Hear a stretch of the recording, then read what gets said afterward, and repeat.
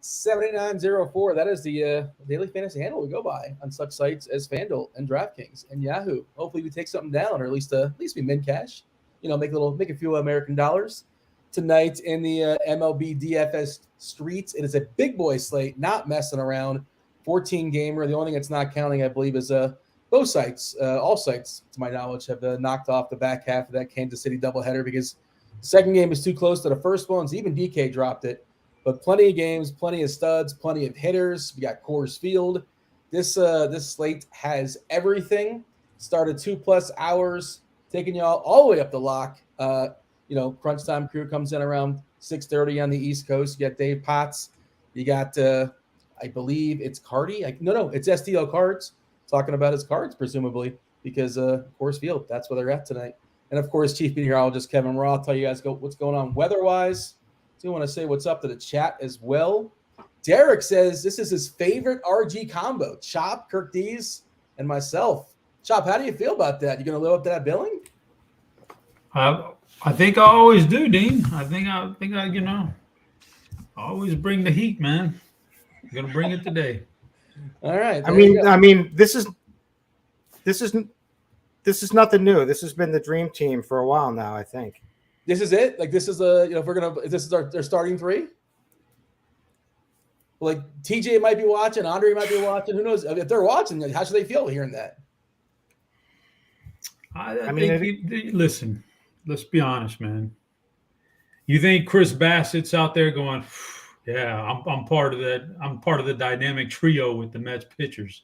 No, he knows his place. Bassett's solid though. He's an innings eater. TJ will eat some innings. TJ will eat some innings and some other stuff. I'm just saying that there's the big two on the Mets, and then there's everybody else. And everybody needs to know their role. Are you DeGrom? Is that what you're saying? And Kirk D's and Scherzer? Oh, that's a good one, Dean. I like that. I like that comparison. I mean, if Dean says it, right? I was asking the question. I wasn't necessarily stating it as fact. I'm a neutral party. I don't want to get involved. I like the comparison. Yeah, I like where your head's at today. And you know what? Kirk D's is kind of a hothead, and Scherzer's kind of a hothead, so that works out, right? I'm a hothead? Jesus. I don't know. I have no idea. I come in here and I talk about how Dean's a great host. This is the dream team. Give him compliments, and what does he fire back? I'm kind of a hothead. Yeah, thank you. Not the hothead weasel. I believe that's already taken, but what's up, Kirkwood? Next thing you're gonna be calling me Big Dumper in a minute, probably. Hey, Big Dumper went yard last night. That was sure did. He took a dump all over him last night. Oh yeah, and he's actually he's kind of sneaky tonight as well. Big Dumper, of course, Kyle Raleigh. He was one of Grant's turd bombs, so shout out to Grant. I know he had 2 of his 3 homers last night. Despite the people hating, and if you ever read the comment section on the MLB home run as far as Grant's videos, which by the way, I'm staying in his guest room. I wake up hearing him like recording those like 9 o'clock in the morning. I get the first look, the first listen. But shout out to Grant. He's been on fire as far as his turd bombs of late. On fire. The guy was colder than ice until yesterday. Come on. No, before that, he had a couple. He had 3 days in a row. He's hit. He knew he was in the doldrums. I just like transparency. It's like I want transparency. Chop was in the RG Discord last night, and he was talking about Dre's parlay. We had who was it? Arias. I looked up Dre's parlay, and Arias wasn't even on it, and Chop was just lying. You must not seen the one that he put in before that. I looked at them both. Yeah, it had like 4 Baltimore guys on it. He hit 3 of them. Yeah, but not Arias. Oh, Arias was on the first one. I don't know. I mean, transparency is paramount. Huge. It's huge.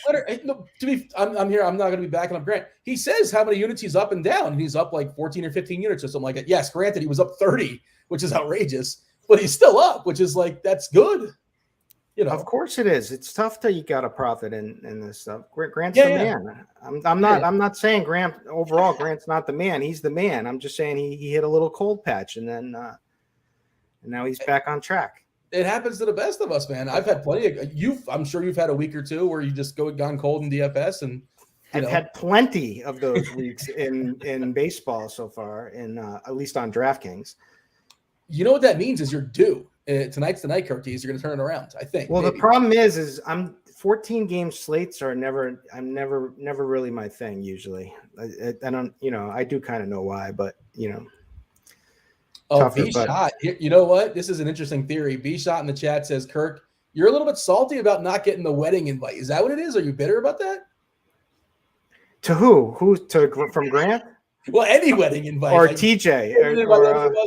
Yeah, granted, I got. I mean, I was hurt by Grant. He's correct. You guys had a dinner. Grant and I, we had it was the three of us, but it was a romantic evening. We went out to a fabulous, like ridiculous dinner that most I've ever spent on a dinner because I had to, and then we went to a Cirque du Soleil show.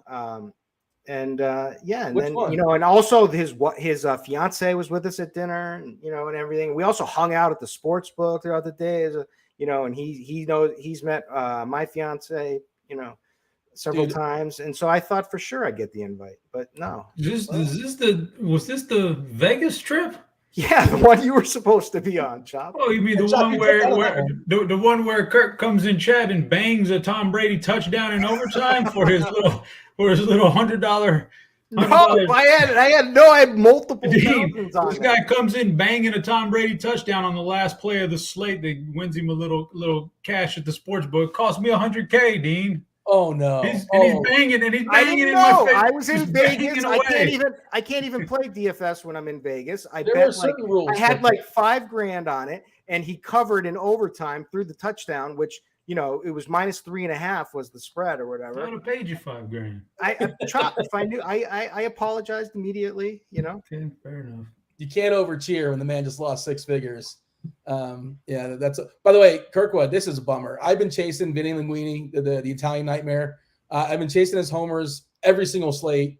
Of course, he homers in the one slate that he's not on the slate. He just homered, apparently, according to the chat. So, and it's Tortellini Tuesday. Yeah, he doesn't homer on any of the other things that fit the rhyming scheme. He hits like barrels that are doubles or die on the warning track, and he's still 2K, and I'm going to be playing that guy indefinitely, like forever, whenever he's 2K, and I just can't seem to get paid off on him. And the one time he homers, I know he's got 7 or something this season, whatever it is. All right, I digress. We care about tonight's slate. Tonight's slate only. We don't care about the day slate. 14 gamer. Chop. It's a plethora of pitchers, and we got some bad ones too. We got everything in this slate. We got Coors Field. The St. Louis lineup just came out, pretty standard with the exception of no Yachty. Yachty Molina's not catching tonight. They got the backup in there. Carlson, Gorman, Goldie, Arenado, O'Neill, Nootbaar, DeYoung, and then the backup and Edmund as well. Edmund batting in the 9-hole. Man, how bad is Edmund? He's batting behind Nitzer, right? We were just talking about this pre-show, and I could not remember his name. I don't know how to pronounce it. It's not Kniezer. Is it Kisner? Nitzer? What is it? Kisner. Yeah. Geez. Why? What a mental block I have on that. That's why I kept saying the backup catcher. I was trying to get by on that one, but eventually I just called myself out. You tell me here, Kirkwood, because man, pitching is at a premium. There's a whole bunch of good arms out there. How are you sorting through this? And, obviously figuring it out, the spin of the bats and DK specifically, even both the sites didn't make it that hard to have both good pitching and good hitting. That's not that hard to do with some of the cheapies that are out there. But give me your screenshot as far as this slate. What are you looking at? First, I want to say what's up to Jared Barton in chat.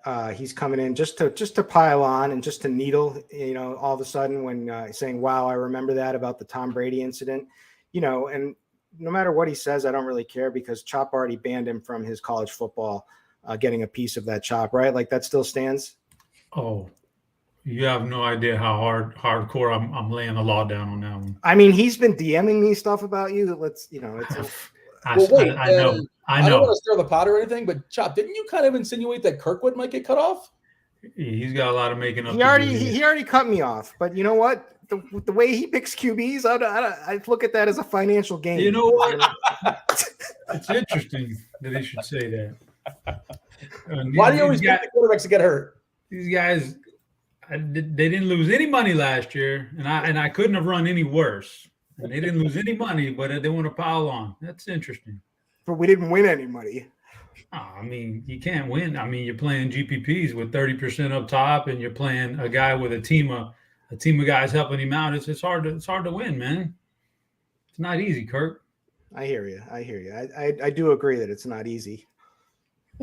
Because I saw the amount of time you put into picking QBs every week, and man. Yeah. So Kirk's officially like no chance he's getting in it this year either. He's in the Barton territory too. These guys they've hit the hard no on that one. Chop, you know who's right here. You know who didn't make fun of your quarterbacks you picked last year? Dean, you're in. Yes.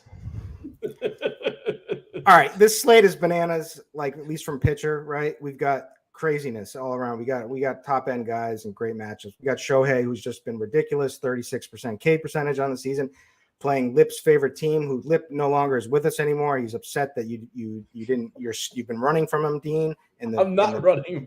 You've been, let's be honest, you've been running from him. Against his Oakland A's, Oakland one of the worst teams ever. There's just so many bad teams in baseball right now. But Oakland 7th in K percentage, 26th in ISO, 29th in WRC plus. You get a massive, K matchup and as safe as matchup as you can get. So he's got to be number one. You got my boy Bieber. I got him ranked ahead of Cole. A lot of people are down on him because his velocity's been down and his strikeouts haven't been the same. But he usually tends to dominate a lot of these. He did have I think he had a rough start against Detroit one time. But regardless, I don't even know for sure. But regardless, he tends to dominate these good matchups, and this is a great K matchup. And then his command is just so stellar that he can make up for that loss of velocity. Detroit's 5th in K percentage, 30th in ISO, 30th in WRC plus, dead last in both. So you gotta love that. Cole, survey today, Kirkwood? I did not. I do my own. This content. is like I was citing all this stuff, and Bieber was the guy I wrote up, and so they are. Not only is Detroit the worst team in baseball against righties, it's by a distinct margin. Yep. Their WRC plus is 70. They're 30% worse than the average team. And the second worst team versus righties, and this is active roster, is the Reds at 79. They're 9 points below the 29th worst team. They also walk the least, right? Bieber doesn't walk anybody. Detroit, well, I didn't mean to cut you off, but I have this off the top of my head, and I was writing my Bieber earlier today, and I bet him over on his outs today. I really can see him like dropping a CGSO in like 98 pitches. I can see that happening just because he's going to be efficient and Detroit's terrible. They're the worst in any category you can think of. They're the worst in ISO. They're the worst in WOBA. They're the worst in WRC plus. They're the worst in walks. They do strike out the 4th or 5th most. Geez, there was one other stat, but they're worse than everything. It's so terrible that and he's also cheaper than everybody else too. And in my dew point model doesn't, I was a little worried about weather potential there with some humidity, and the humidity is it's not quite hot enough for it to be a monster flame over there. So I'm with you on Bieber. I just assume I'm higher on Bieber tonight than probably most of the field. Ideally on DK, I'm trying to pair Bieber with Ohtani. And there's other step downs. And also he's like a 1K cheaper on FanDuel as well too. Only lost for one pitcher over there. There's just so many good guys, and like Manoah is just barely going to be acknowledged. His K rate's a little bit more. I mean, I want a little bit more out of him. Baltimore is not a terrible opponent. That ballpark is not as threatening as it used to be. Garrett Cole, he got absolutely shellacked, pummeled, whatever adjective you want to use against the Seattle team last time out. Mostly in the first inning, they just kind of jumped him in the first inning, and he kind of salvaged that outing. He wasn't horrific the rest of the way through. Did give a home to Jarrett Kelenic, which is kind of that's a red flag right there. Castillo on the other side is certainly a good play, and people aren't going to be playing him. Like Musgrove, totally lost in this slate. There were a couple of cheap options as well too, but yeah, Chop, where are you at here? Ohtani, Bieber, Wheeler, Cole, Carrasco against a terrible Reds team. Stroman is going to be fine, but what's the ceiling? And he's cheaper. Castillo for upside. Your boy Urquidy on Houston, fine, cheap, but what's his upside? Where are you at here, Chop? Because it's all good. Well, I'd say that there's a lot of good options, Dean. You ran off some stats, and the truth is, any of these guys could come up and have the complete game shutout. Any of them, like Garrett Cole could rebound from a bad inning and absolutely pump these Mariners tonight. Castillo could do the same thing in his home ballpark to the Yankees. He just, pitched well. You said Where's the upside with Urquidy, but he's coming off of a 7-inning, 10-strikeout performance against Boston here this last start, where the first one after the deadline, where he actually spoke out about he's a little bit more relieved now that he didn't get traded, and so he can relax. So 7 and 10 is kind of his upside. That's pretty damn good. So all these guys, Tony's like a terrible, terrible game against this he was so disappointing this last start against Oakland, right? Yeah. But now he gets him again. And so I wouldn't doubt if this is the game he has that we thought he was going to have the last game against him, where he just didn't get it together. This could be the one where he crushes. And then after all you talk about all that, then there's Zach Wheeler, who might be the best pitcher on the entire slate anyway. So it's a lot of great options, man. I don't even know how you pick one. It's just going to be a day where I pick about my top 5 and let them run with it. Yeah, I should have said, that Baltimore lineup's not as terrible as I kind of insinuated. They did lose Mancini, and the back end is pretty strikeout heavy, but the first 5 are pretty solid. I just want to mention that, I suppose. And Manoah he's a good pitcher, but for me, he's basically on the outside looking in. Chop, are you having fun tonight? You're running 150 on FanDuel, or what's the deal? Yeah, let's run 150. We ain't got the good RG single entry high dollar, so got to do the 150. We do have that. I should mention it, knock it out of the way, and I'm partaking, but of course it's much more difficult to take it down when there's thousands of people playing. FanDuel single entry series, it's going down once again, $50,000 total bonus prize pool up for grabs. It's a standard, single entry. You're not adding any money into that pool as far as the single entry series. That's in addition to money on top. We're in week 3 right now. There's several weeks on layaway. Last week was the $100 and the $2. This week's the $5. How it works is Monday through Sunday, your top 4 scores, you play it every single time. You don't have to play it every single time, but you probably should. It's advantageous. Get yourself the most bullets for the highest scores. Your top 4 scores in the FanDuel single entry series will be accumulated. Whoever finishes first, the total number of scores, points there, will move on to Chicago. You get yourself a free trip to Chicago. The single entry series championship in Chicago. It's September 9th, a shot at $10K. That is the grand prize there. $50K is the total prize pool, just added value. And I'm playing it too. I don't expect to win, but giving it a shot, and we'll see how it goes. And maybe it'll get interesting on Saturday, Sunday, and we'll have a bit of a sweat. How about yourself, Kirk? What are you running, one main lineup? What's the attack tonight?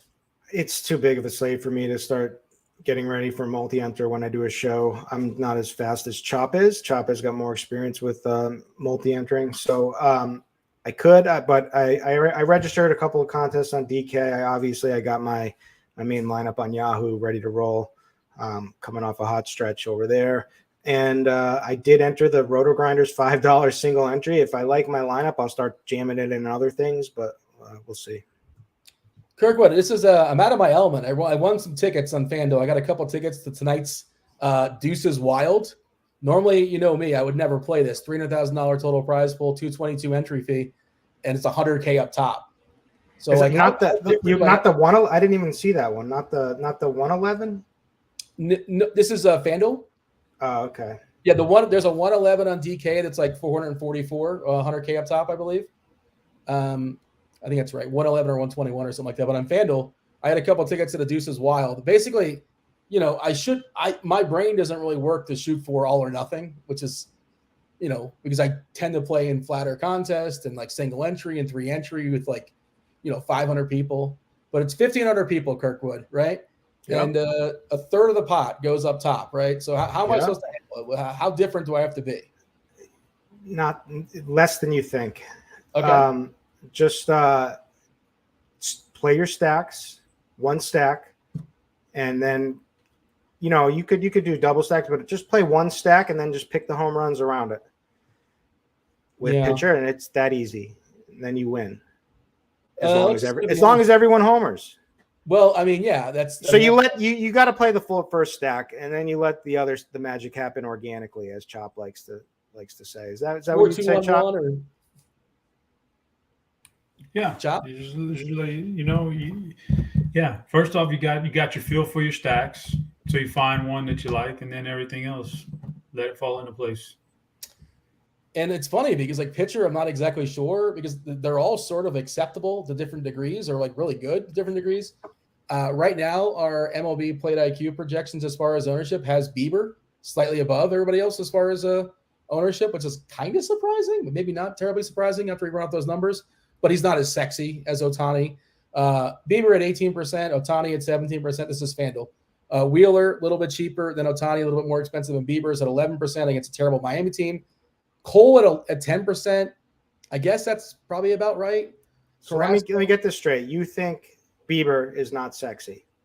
No. I mean, maybe Justin Bieber, I suppose. You can make that argument. But the Biebs, Shane Bieber, he's not nearly as sexy as Ohtani. Ohtani is like, he sets the bar. He sets the standard. Like, wherever Ohtani is, Bieber's below it. Like, I have a lot of pitchers. Like, I'm fine with even playing Big Game James down there at 7,400. James Shield? No, Big Game James. The old Big Game James is gone. This is Caprillion. Oh, Caprillion. Oh, man. Yeah. You're not doing that on FanDuel, though. I don't care if Cheese said no, don't do it on FanDuel. I can. I mean, you can. I'll allow it, but like, I don't think that's recommended. If you get all the bats you want, go for it. But how many bats are you not getting when you could still get good bats with the good pitchers? It's tough to get Arenado and Austin Riley in a lineup together. Okay. That's a good strategy, by the way. Just playing the two stud third basemen. That's probably a pairing of people most people won't have. The thing with Caprillion, by the way, and I think Cheese talked about this as well, is he's been speaking of magic, he's been a bit of a magician this year, right? He's got a 4.32 ERA, but a 5.10 Sierra. His batting average on balls in play is 243. Lob is 75%. I know his ballpark is conducive for suppressing homers, only 11.4% as far as homers. But he is facing the Angels, and the Angels just are so horrific. I think he's probably better unleashed on DK, as an SP2. But yeah, I mean, Caprilion's not going to be the highest scoring pitcher in the slate. Like, that going in. But you're assuming you can make it up with the bats. It's kind of the thought process. Yeah, but he can fight. He could flirt with it potentially. These guys can all have bad starts. It happens. Garrett Cole got pummeled in that matchup against Seattle, but yeah, he came back and he salvaged. I played him, but I also, speaking of Barton, who got chop banned from college football, he was blaming it on his day splits, saying that Cole's bad in the daytime. You should have known that. Do you know his day-night splits? I don't know them. Maybe it's I don't know them. It was ridiculous. But I mean, Bieber, like Zach, I'm fine with all these guys. Carrasco could have a ceiling game tonight. Urquidy, I'm good with. He flashes upside. Tonight's a decent matchup against Texas. He's coming off a monster game. He's in a groove right now. He's chop approved, so I could play that too. And like I could even play Urias. Yeah, I mean, he always seems to be on the wrong slates for me. Like, he's always kind of pitching where he's never really the top 3 option on the slate. It seems so rare to me. I mean, that's just my bias or something like that. Chop, did you say you're only having 5 pitchers in your pool, or was that a mistake? Did I mishear you? No, it'd probably be about 5. Be about 5, Dean.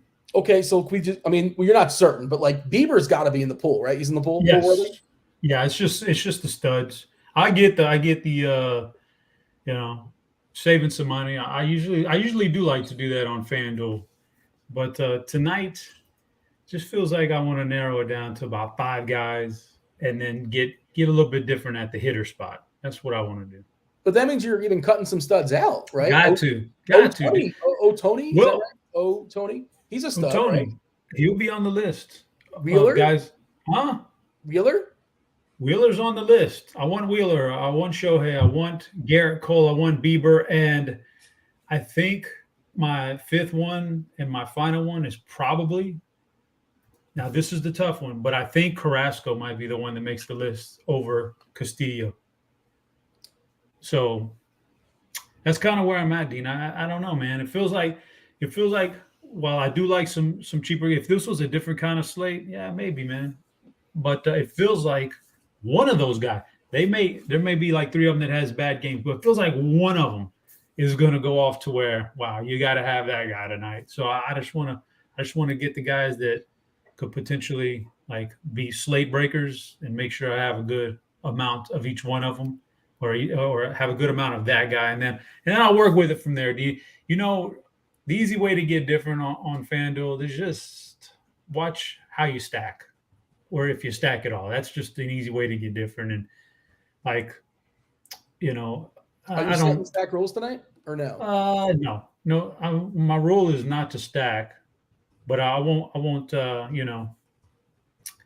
I'll let, like I've said, I'll let the stack happen organic. Actually, I think the stack, like when it organically happens, is going to end up on St. Louis, obviously, because of the projections they're getting. And I won't dummy it down that much because I like St. Louis too. But, you could do something like a 2-2, 2-2-2-2 stack or something like that. Just something crazy. That's how you get different, is just don't go 4x4, 4x3, and you're different than a lot of people already on FanDuel. Somewhere Blender's ears are like ringing and he's banging his head against the wall or something like that. Like I understand both concepts and I'm fine with both of them. But so you're going to get 20%, you think? Like maybe 20% Ohtani, 20% Cole, 20% each year. I think so. I think that's what I'm going to force in there, is that I want 20 of all these studs. And then that's that. And then I call it. You can do a little bit more. You can play around a little bit more on DraftKings because you get 2 pitchers. That's where these cheaper guys come into play, is on DraftKings for sure. I see Kirkwood answering questions in chat. Also, chat was asking about Don Yeezy was talking about the Wheeler game as far as weather. Roth just updated his weather, and of course he'll be on in about an hour or so. Give you guys a verbal update and whatever else is changing. But looks like it got a little bit better, because I saw there was some orange earlier. Now just yellow, straight yellow in Baltimore, straight yellow in Philly. I dropped a link in chat. Feel free to read that at your own leisure. Mets, straight yellow as well. Boston, yellow, green. Boots on the ground in Boston. How are things in Boston, Kirkwood? How's the dew point? So we rained a little bit this afternoon, and then it became extremely hot and humid directly after. It is extremely humid and hot. The ball is going to be flying. I do not understand. I mean, if Atlanta doesn't put up 10 runs tonight, I'll be shocked. Wow. I'm not kidding. Like that. Every lineup I have will be an Atlanta stack. Yeah, well, we'll talk about stacks soon enough. But I was looking at the consensus rankings, and we all think put Atlanta at least in the top 5. And it's interesting because basically the top 5 teams are pretty clear. Interesting. You're the only one, Kirkwood, that did not add Toronto. But yeah, you had St. Louis first. No, I'm higher on Bradish as a pitcher than most people. I think he's got a lot of talent in there. I think he's just a little bit raw, and so I could see them busting tonight. It's interesting. I was looking at that today for Bradish, and he's we were talking about Kaprelian being kind of lucky. Bradish is the reverse of that, super unlucky. His BABIP is 377. He's got a 6.55 ERA, a home run, the fly ball of 21.1 in that ballpark that suppresses more homers, especially from righties these days. The Sierra is 3.95, which is much more palatable. Obviously, the xERA is 5.52, the FIP 5.15. I think Bradish is a decent arm too, and I hear that take. I get that take. And Toronto, of course, weakened with the absence of Springer. Your Kaprelian thing is right. Like, he's gonna probably outscore one of those 5 studs, assuming he does okay. But I don't think he outscores them all. It's sort of like the thought. It's like somebody's gonna give their elite game. A couple of those guys. Some will falter. It's just how it goes. But even the best at a Kaprelian is only so much. So yeah, and then you get then Arenado dongs twice, Austin Riley dongs twice. Yeah. Oh yeah. Then yeah, you're getting a combination of hitters that only you have access to, basically. Like last night, if you played Suarez, I saw somebody about Suarez last night. You probably had Judge with him, and Judge homered. It's just another path, right? Like, it's just another path to getting there is all. Just taking a peek as far as ownership. Going to give a refresh and see if things have changed much. And I'm going to use sometimes I use the bad ownership, sometimes I use the RotoGrinders ownership, and they're pretty similar. The MLB Plate IQ projected ownership, pitchers, DK specific. And again, obviously the ownership's going to be higher because it's 200% in total as opposed to the 100%. Ohtani number 1 at 31%. Bieber is 27. Then Wheeler at 21. Cole at 21. Carrasco at 20. It's pretty flat. Stroman looks like one of the punt du jours at 7.2K, almost 12% ownership. He's not spectacular. He's another guy. Good professional pitcher. Bad opponent. Nice ballpark to pitch in today. But he's only going to give you so many strikeouts, obviously. I think Castillo is interesting for tournaments at 9.2, about 8%. Musgrove will be really lost on this slate. I saw somebody talking about Cobb in the chat, who's been another guy, just been unlucky this year and facing a San Diego team that's gone cold, if you believe in such things. They haven't scored in, 23 innings or something like that. I suspect they're going to break out of it soon enough, if not tonight. Kaprelian only had 4%, seems a little bit low here, Kirkwood, because, anybody wants to pick on the Angels, and his numbers have been okay, even though he's been kind of lucky. The ballpark's good. You think it's going to be higher than 4%? I think it will be. Which side are we talking about, FanDuel? The DK, Kaprelian at 5.6. Oh, I definitely think he's going to be more than I think at least like 10%. I would think, but maybe I'm wrong because he's just a path to get the lineups you want, and there's a lot of good hitting lineups tonight, expensive hitters. Go ahead. Yeah, so I think 5. It's fine. Maybe he comes in that low, but I think he'll be higher. So like 5 to 10, somewhere in that range. It's interesting. Our consensus rankings too. It's like, as far as pitchers, it's the same 8 or 9 guys. It's just, they're just kind of jumbled up in a different order. I don't know if there's much and like, again, Musgrove didn't make it. Manoah didn't make it. Urias didn't make it. Peralta, I wouldn't imagine you're not paying 9.9 Peralta, and he's probably not going to get a full allotment of pitches. And I assume he's the official guy. I know there was some question earlier today if it was him or Woodruff, but I think it's going to be Peralta as far as I know. Like Morton's been okay, but I don't know if you're pitching Morton. You can. You want to pick on your Red Sox? But Chris Sale fell off a bike. I'm not sure if you heard that. I tweeted immediately that, I've been out on Sale since he had a belly button ring infection. So the belly button ring splits that's worse than Garrett Cole's like day-night splits. That's just when I was done with him. There was just no reason to go anywhere from there. What do you think of a dude getting? We've had some horrible calls. So he robbed us. He robbed the Red Sox. It was just a bad decision to re-sign him. And then David Price robbed us.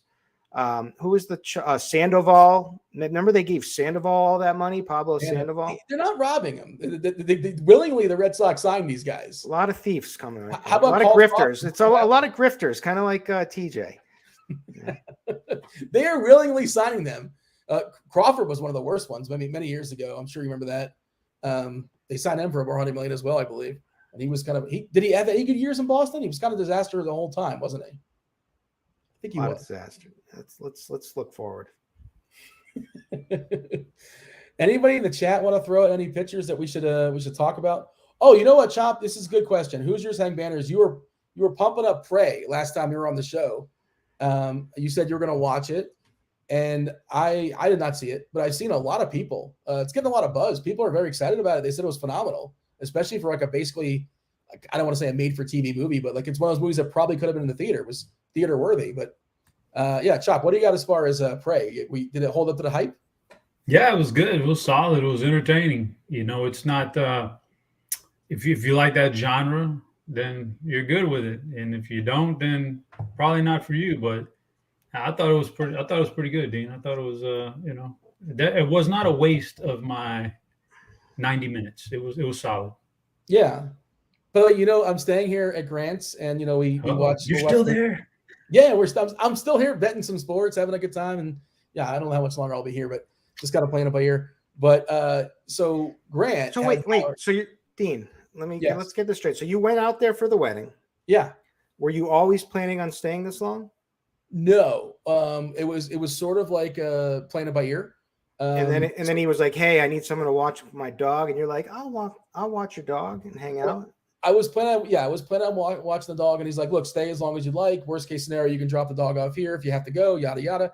And then I was just enjoying, the benefits, the perks of sports betting here in Colorado, and just enjoying Colorado as is. And I'm like, I'm just, they haven't kicked me out just yet. I don't think I've overstayed my welcome just yet.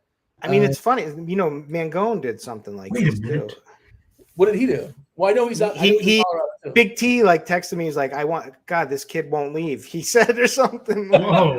I hope he's not watching the show right now. Is this true? This is true. He overstayed his welcome apparently. Well, because he had it nice. Because he had it great. He had a great setup and everything. I made it very clear. I said, look, please kick me out. Let me, I take no offense. Let me know if I'm overstaying my welcome. I'll get an Airbnb if I need be, yada, yada. I made it very clear multiple times. And then he retorted by saying that, the dog, being the dog, we get along almost too well. Like, I feel like I think I might need a dog. When you come back, are you going to get a dog? Eventually, yeah. I mean, I love dogs. I just don't. You should. You got to get, like, dogs are life, man, for real. Oh yeah. No, I'm pro team dog, and it's just I move around too much that it would almost be unfair. So I want to be able to, once I finally get a place where I'm settled, like this is where I'm going to be. Down. Yeah. Take a load off. Last night, Grant throws on Starship Troopers is what we're watching, which is a better movie than he chose. We watched the Chippendales previously. He wants to watch the worst movies, is the point I'm making. Didn't we? We had a Starship Troopers discussion. Isn't that did they make fun of Canadians in that one? I don't think so. You're thinking of Super Troopers, possibly? Yeah, that's what I'm thinking of. Yeah, Starship Troopers is like Denise Richards and Casper Van Diem. It's actually fine. It's actually not a terrible movie, and it's kind of a military satire. And they're fighting these bugs. Chop, you saw this like 20 years ago, I imagine. Doesn't really ring a bell with me, Dean. But I have to. I need to rewind this conversation just a little bit. Are you telling me you're still at Grant's house and Grant is back already? Yeah, it's a big house. Now it got weird. No, it's a big house, and I have like my own level essentially. So there's a distinct separation. I'm kind of my own quarters. So it's not like I'm on top of it. This is not acceptable, Dean. That is a grown man with a wife now, and you're squatting at his house. So squatting is probably the wrong word to use, because that implies that I'm doing. It's kind of like when Jesse in Breaking Bad had nowhere to go, and he went over to his friend's house who was married. They used to be in a band with. This is so. I'm a good house guest, though. I don't know. Maybe not, or maybe Grant has ulterior motives here. Hey, you know what? Hey, wow, room and board, man. Where are you? What are you thinking, Chop? Hey, I don't know Grant and his wife in their relationship. Well,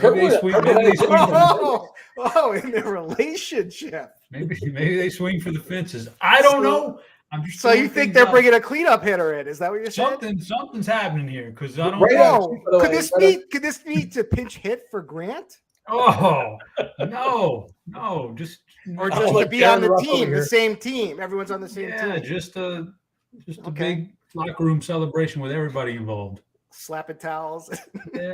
Not for nothing, Love Chat is spamming us now in the chat. I'm sure that's nothing to do with the conversation. Just felt like I point that out. Hey, if you guys in the chat, do hit that like button. Kindly, hit the like button to help us out. Hit the like button. I forgot. Since I see Jared Barton's name in chat, I just pulled up the numbers, and Garrett Cole is just as good in day games as he is in night games. He actually strikes out more guys in day games throughout the course of his career. So, Barton, once again, full of it.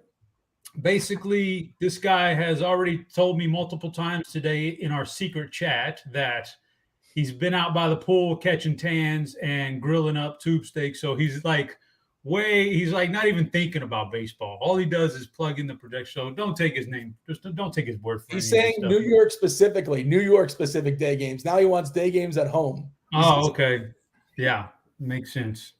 Well, what is more credibility, Chop? Day-night splits or BVP? I got to go with BVP, but they both have merit. There are some guys who do not perform well during the day. Maybe it's the background on the ball, they can't see it as well. The nighttime is definitely different. I definitely believe in that. Was Pham the guy? Like, wasn't there somebody who was kind of like blind during the day? Yep. Was it Tommy Pham? Tommy Pham. Yeah. What's his excuse? And then there was someone else who got like LASIK and then all of a sudden could hit again or something. I don't remember. Jameis got LASIK, right? Watch out for the Saints. All right. Speaking of which, let's start off with a BVP segment, Chop. The people want to know. Let's start there before we go into hitters. Is there a big one? I'm asking Chop. It's just his segment, his model. Oh, usually I like to just hit it up as it goes, but I had a really nice one today lined up, just teed up, man. It was so easy. And then Dusty Baker took it from us. He ripped it right out from our grasp. It was Trey Mancini.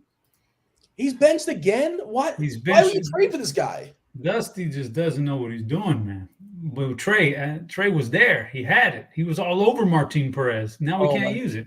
Yeah, Chop, your boy Gurriel's batting second again. I mean, you know what? I would think that Dusty would actually check BVP, but he doesn't. That's crazy. Dusty's crazy. So, yeah. A very, very, very small BVP play later on, but very small. The big one was Mancini, and I mean, it's out. How do you get bigger than Mark Canha leadoff against? Yeah, he's one of the guys on my list too. All right, I'll wait. I don't want to spoil it. Possibly being Mark Canha. How many at bats does he have? 18 at bats. Okay, a homer in every 6 of those at bats. So he's got 3 home runs. And not only that, only 3 strikeouts, Dean. Do you think that's why he's leading off? Like seriously, you think that's something that is that Showalter? No. Yeah, he picks up he picks up the pitches really well from Mike Minor. Showalter's no fool. Oh, it is Showalter. That is who it is. That's what I thought. He's a smart guy. All right, so are we betting the Mets? Are we betting the Mets futures? You know, Fangraphs has them number 1 to win it all. You're betting on yourselves. You guys are the DeGrom and Scherzer of DFS analysts, right? Those guys, if they stay healthy, they'll mold through everybody, man. If they stay healthy. Are they not the favorites right now? Like a 7-game series, who's gonna? You're gonna get those guys 4 times, DeGrom and Scherzer. Yeah, it's pretty wild. And they got the closer as well too. Oh, he's good. Dun, dun, dun, dun, I love it. Dun, dun, dun, dun. I play it in here. I put it on before I walked in to do this show. That's your entrance music? Yeah. I mean, but who knows? Do you want your future dependent upon DeGrom's health? Like, I'm not here to root against it, but I mean, I want him to be healthy. He's incredible, but his arm is just so fickle. Obviously, the Padres, despite being scorers the last 23 innings, they still want to lead off Profar. Okay, Profar is leading off Soto, Machado, Bell, Drury, Cronenworth, Kim, Grisham, Nola. What were you saying? So I tried to stick it to you on Friday, Dean, and it got me nowhere. In regards to what? You were bad mouthing Yuli on show with Chop. Yep, for good reason. So I made a Phillies and an Astros stack, and instead of Mancini, I put in Yuli. And then he Mancini hit the grand slam. He double donged with the grand slam. Didn't work out too well. Yeah, I just had one Mancini lineup, and I was bummed I didn't have enough. But yeah, oh boy, eventually this has to stop. I think maybe not. Gurriel. Well, I guess when Brantley comes back, he'll bat second, right? He's not done for the year, is he, Chop? He's coming back at some point. He's probably done for the year. Oh, is he? Oh, never mind. Probably, yeah. I mean, he's also just a single. He's a good hitter, but he's probably actually not a terrible guy to have on in front of the boppers. But Gurriel's, he's done so. Chop, give me the summary as far as pitchers. The summary is there's some studs. I like to stick with the studs tonight here, and you can play any of these guys. They're all capable of big games. These top 7 guys on the board probably are just monsters. You can play Garrett Cole because the splits day-night don't matter. Just play him, and then there's cheap ones on DraftKings. Your SP2 could probably be a nice little, salary saver. Like Kirk's mentioned, there's a few guys in the conversation. So, yeah, pitching is there, man. Pitching shouldn't be too hard for you tonight. A lot of studs. Just make sure you don't get too far off the board with it. Kirk, well, let me ask you this. I know you're not playing a ton of lineups, right? But who's the guy that you're probably not going to get, but you really like you think is just awesome? And because there's just I'm going to have the same thing. I'm going to like a lot of guys, and I can't get them all. Who's the guy, Kirk, what you're likely not to land on, but you'd love Wheeler. to have? I'm probably not playing Wheeler. Yeah. Now, something interesting just came up. Remember, we've seen Naked HD around in chat a lot, right? Yeah. And and who else wrote? I think could be TJ's burner. You think TJ's burners naked HD? I mean, look, 5:44 p.m. Only 40 likes and over 200 viewers. Weak. Hit that like button. Who else is doing that? He's just trying to let the people know to hit the like button. I appreciate that from Naked HD. That's interesting. It's an interesting observation right there. That may be TJ's burner. That's interesting. Speaking of Naked HD, Dean. And he's always like, TJ's the best. We need the Spidey bomb. Oh, you know what? I'm gonna have to keep my eyes on this. That might be a little burner action there. That might be a little burner. Dean, have you ever gone to like an OnlyFans or a site like that and gotten your unit rated? They'll rate your unit for you. I mean, I know I'm like, even if I have, I'm supposed to say no, but I haven't. Wait, why did this just come up in topic? Where did this come from? Because Barden, I saw Barden's name in there, and Barden was like obsessed with it earlier. He was like DMing me, "Hey man, I'm thinking about dropping the $10 and let her rate my unit on OnlyFans." And I was That's like, the going rate. dude, What do you do? Is it that from then? I think you send them a pic or a video, and then they come back and tell you what they think. Now, do you get like a little check mark? Is it like a check mark? I don't know. Like you're asking the wrong guy. I mean, as long as they're honest about it, it can only benefit you, because then you figure your weaknesses and you can work on them. Well, how do you work on it, Chop? If you're saying you're curved one way to the other, maybe you can work on that. Maybe you can, maybe you can do some exercise. Exercises. What about like Vades? Does that like take down the rankings at all or anything? Is that like a? Listen, to each their own. I don't know what the ranker is looking for. Maybe that's a good thing. I don't know. I'm just saying, Dean. You look at like you're in Grant's house squatting. You're using the free Wi-Fi. You might as well get on there and get a ranking. I have not considered that to this moment. I think I'm going to pass, but it's something worth considering, I suppose. Yeah. Kirkwood, don't show him the mustache, man. Whenever you get on there. I'm all set with a rating. Like, what are you going to do with that guy's practically married, Dean. He don't need to get his unit ranked by anybody. I know. I got a kid coming next week. God, Dean, so inappropriate, man. 2 weeks talking about that stuff in front of my fiance. This is terrible. Jeez. Life's going to change for you, man. It's going to be wild. And here they come. Look, the minute I think it's set up to what we say. There you go. You fired the chat up there, Chop, in regards to this conversation, and somebody's doing it. Like if it's an option, like I'm sure somebody's doing it, and then it's a huge business, Dean. What are you talking about? Somebody's doing it. It's a huge business. It's bigger than PS. It's bigger than PS10. You have a PS10? No, not the rating. The rating is not huge business. I think the actual site maybe as is, but like the rating, that's only a single entity of it. Or is that you think like a PS6? Is that what it is? A PS6? I mean, it is what it is. You like Dean? It's a huge stream of income for these girls, man. Why deny them? They don't give like card scores, I don't think. But I don't know, Dean. Again, this is why you should try it and give us the cliff notes when you're done. Well, what do you want to know? Like, what kind of cliff notes? Like, do they have like Kirk said? Is it just a check mark? Is it a whole? Is it a bunch of categories? Like, it's just something for you to work on, Dean, in your spare time. Do want to give a shout out to Chuck Nasty 69. Chuck Nasty 69, of course 69, because I'm sure the rest 1 through 68 were taken. So we ran a contest last Friday. I believe we were giving away, I want to say, a week free of RG Premium. We did, and I don't think you guys partook, but all the guys that were on the show. I think producer Devin was in it, maybe producer Steve, TJ. Somebody else I'm missing too. No, Chop, you were in it, and we finished like 1 through 5. We were saying like basically, if we finish in front of you, it's the first person that's non-RG they can get themselves one week for your RG Premium. I'm pretty sure we finished like 1 through 5, Chop. At least we were at one point. After TJ kind of sent us a message like saying we're kind of crushing it, but Chuck Nasty 69 was the highest scorer that was eligible to win themselves 1 week free of RG Premium.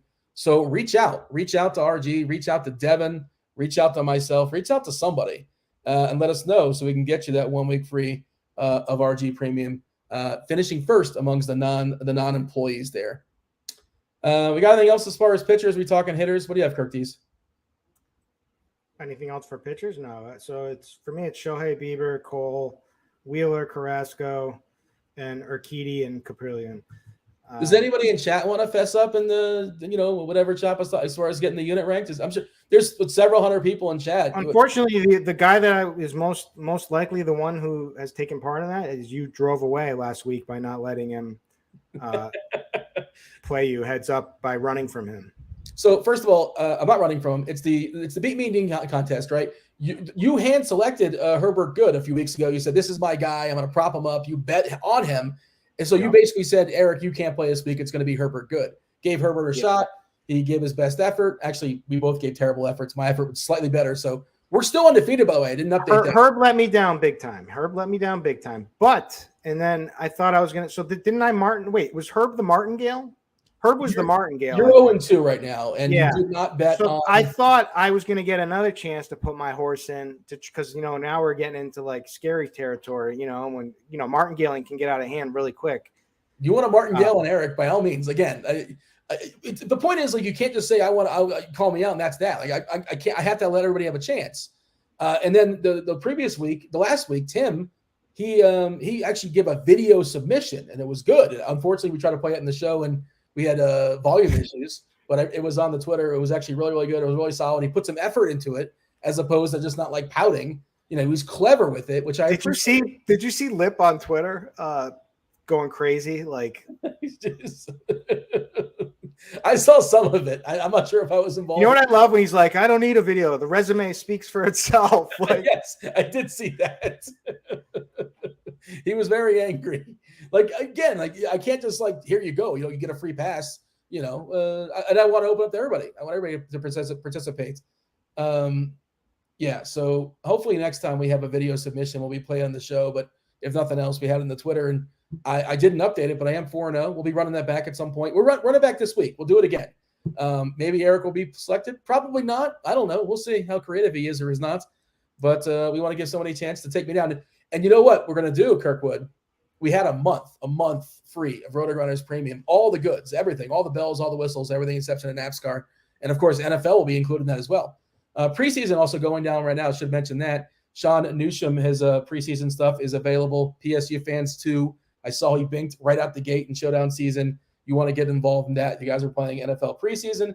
Check out PSU fan stuff. But it's going to be 6 weeks now, Kirkwood. 6 weeks. So you can't just say like, hey, I'm calling you out, and that's that. Be creative. Be good about it. Stand out. And then you'll get but you see, I gave him the endorsement, Dean. So it was like a slap in the face to me. I was getting him in there. You know what I mean? Yeah, you vouched for him, and he just like turned out to be it's a small sample, I guess. I mean, we can't judge too hard about it. But we're gonna run it back this Friday. How about that? I'll send the tweet out Wednesday or Thursday. We'll pick somebody then. And we want to make it as interactive as possible. And if you want to stand out, you know how to stand out. Be creative. Have a video of something like that. But if you want to back Eric when we eventually play, I'm happy to martingale that too. I think you're 0-2 versus me. And I'm 0-2. I didn't take part on Friday because I was angry too. I was pouting. Chop, anything else before we talk about some stacks? Nah, that's about it. Oh, I did want to mention Stat Hero. Talking about Stat Hero. If you guys don't want to play stacks, if you don't want to mess with picking on Chop and his 150 lineups over there in Fanduel, and Kirkwood's just going to hit the nuts on Yahoo, play on Stat Hero. That's where you play against the house only. You participate in the head-to-head style contest for Stat Hero. They're going to provide a lineup that you have to beat with your own lineup. Pick'em style. Use the promo code GRINDERS. You get a 50% deposit bonus up to $250. And you should see on the screen, there should be a graphic that kind of explains to you, the payouts, tiers, and how that works. I assume producer Steve kind of showed it up for the people. And yeah, feel free to check out. I know we were trying to get a selection as far as today, but we either ran out of time or there was no, we didn't have access to it for some reason. We were in the wrong states. But unfortunately, you guys know we've done this multiple times as far as Stat Hero, and we have a pretty sweet deposit bonus there as well. Again, use the promo code GRINDERS, 50% deposit bonus up to $250. Let's talk about the Cardinals, Kirkwood. Like, everybody knows the Cardinals are the clear and obvious, like, best stack. I know some people out there, I saw it a couple times in chat already, but it's the first game in Coors. And like, that's another one of those things that I don't know if it's real or not. People just like to think it's real, especially when it actually happens. When it doesn't, we ignore it. Of course, there are other well-positioned teams. You mentioned Atlanta. We talked about Toronto to some degree. You weren't really on them. Your thoughts as far as stacks today, Kirkwood? I mean, they're the clear number one stack. They have a much higher team total than everybody. The bat has them at 6.57 run team total, which is almost a full run over Atlanta. They are a good hitting team. Then Ryan Feltner is a terrible pitcher. Went 3.2 innings in his last start gave up 8 hits in that span. Doesn't have much of a repertoire at all. I don't see him lasting very long. Their bullpen is also bad. They're the worst Sierra in the league for a bullpen. So yeah, I mean, there's a lot to like. They're going to be extremely chalky, especially for a 14-game slate. Normally we wouldn't really be so concerned about chalk on a 14-game slate, and maybe that still might be the case but every optimizer, any optimizer you use with anybody's projections is going to spit out, tons of Cardinals in all your builds, and so you're going to have to work around that and lower it down in order to get. So they're just going to get pumped. They're going to get pumped as the main stack, and they're going to get pumped as skinny stacks, and that's just how it's going to be. So I think there's a lot of upside. I don't care about first game in cores. That's. I mean, they're great plays tonight, but other like I said, I love Atlanta tonight. So for me, my number one is Atlanta. The other part of it too, I think you kind of mentioned it, is the prices are just too cheap. Especially in DK. We have Newt Bar at 2.3K, which is just goofy. I know he's like 2.7 or 2.8 in FanDuel, which is still too cheap. Carlson's like 3.1 on FanDuel. We have DeYoung is 3.5 on DK, like 3K on FanDuel. You do have to spend up for Goldie and Arenado, but otherwise the prices aren't that suppressive. O'Neill's kind of expensive on DK, but not so much on FanDuel. Chop, you have an official take as far as St. Louis, and I did see in chat somebody was pointing about the Dodgers. Mr. Richards, what about the Dodgers? Yeah, the Dodgers are our 15. We got St. Louis, Atlanta, Mets, Toronto, Dodgers, and then Arizona. Kirkwood showed a little bit of love to Arizona, the outlier there. I like Walker, if nothing else. I like him as a solo piece. Chop, your thoughts here as far as St. Louis, where you're going to stand on that, and the rest of the stacks. I'll probably be overweight on most of the St. Louis guys. It's just, I don't know. There's a lot of teams here, so a stack could definitely and probably will at one stack will probably jump up and beat them. Whether it's Atlanta or the Dodgers, like y'all just mentioned, or the Mets, whoever, somebody will probably do it, but the odds that St. Louis gets shut down in Coors Field, not likely. So even if you're just taking a 2 or 3 hitters, or at least make sure if you're 150, make sure at least one hitter in every lineup from St. Louis, one St. Louis hitter in every lineup, something like that.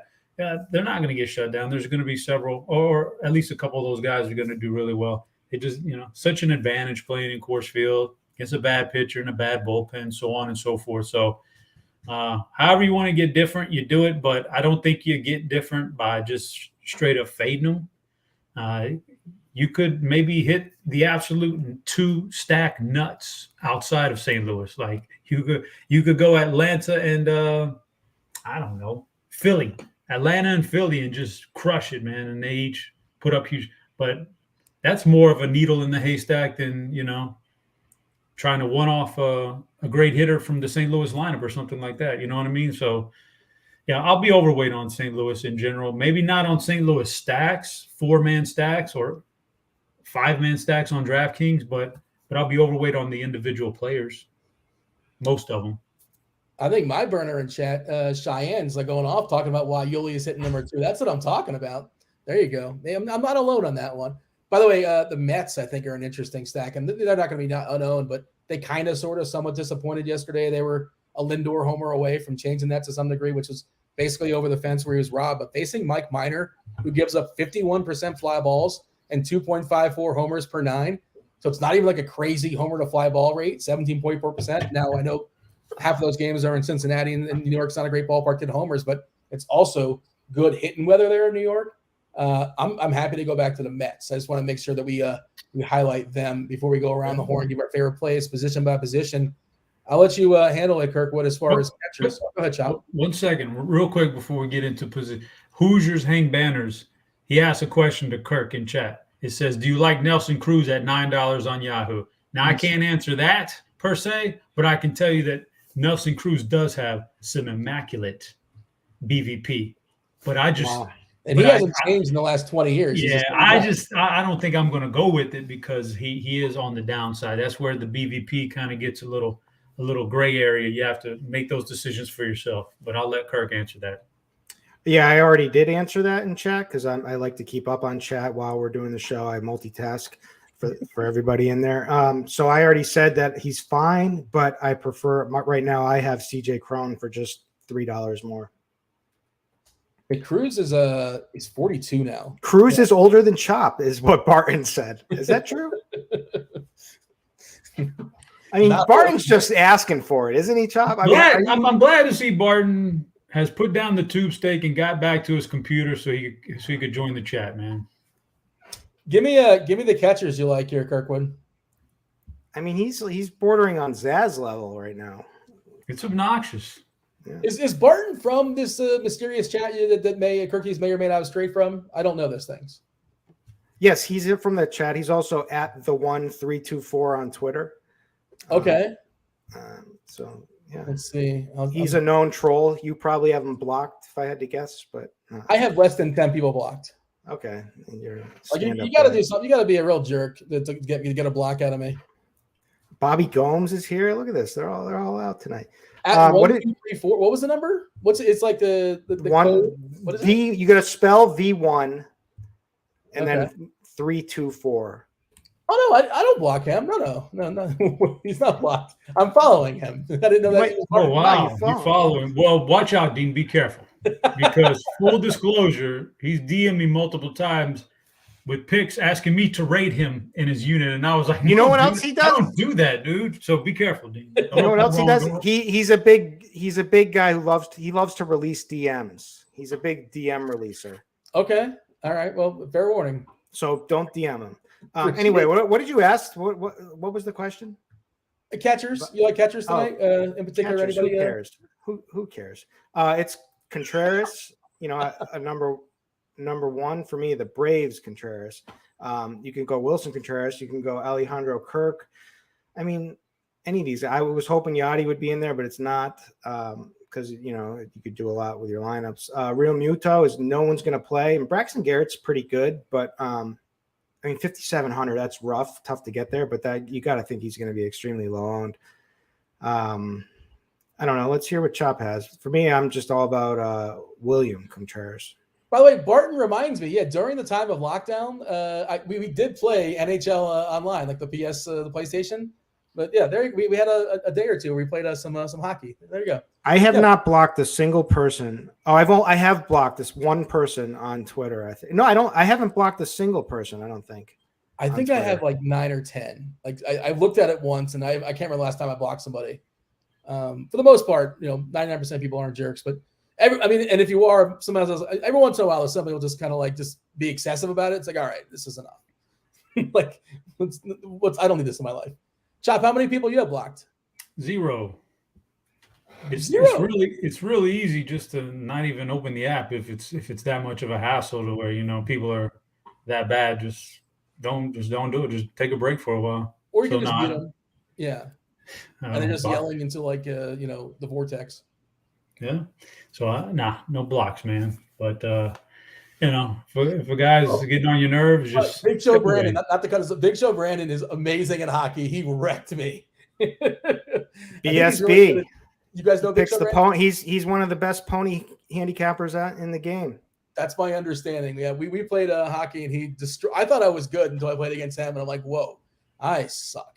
And I think he was taking it easy on me too. He might have bet the under or something like that. Remember, I played you. You tried to teach me. Remember, Dean? We played a match. I think 1 or 2. Did we?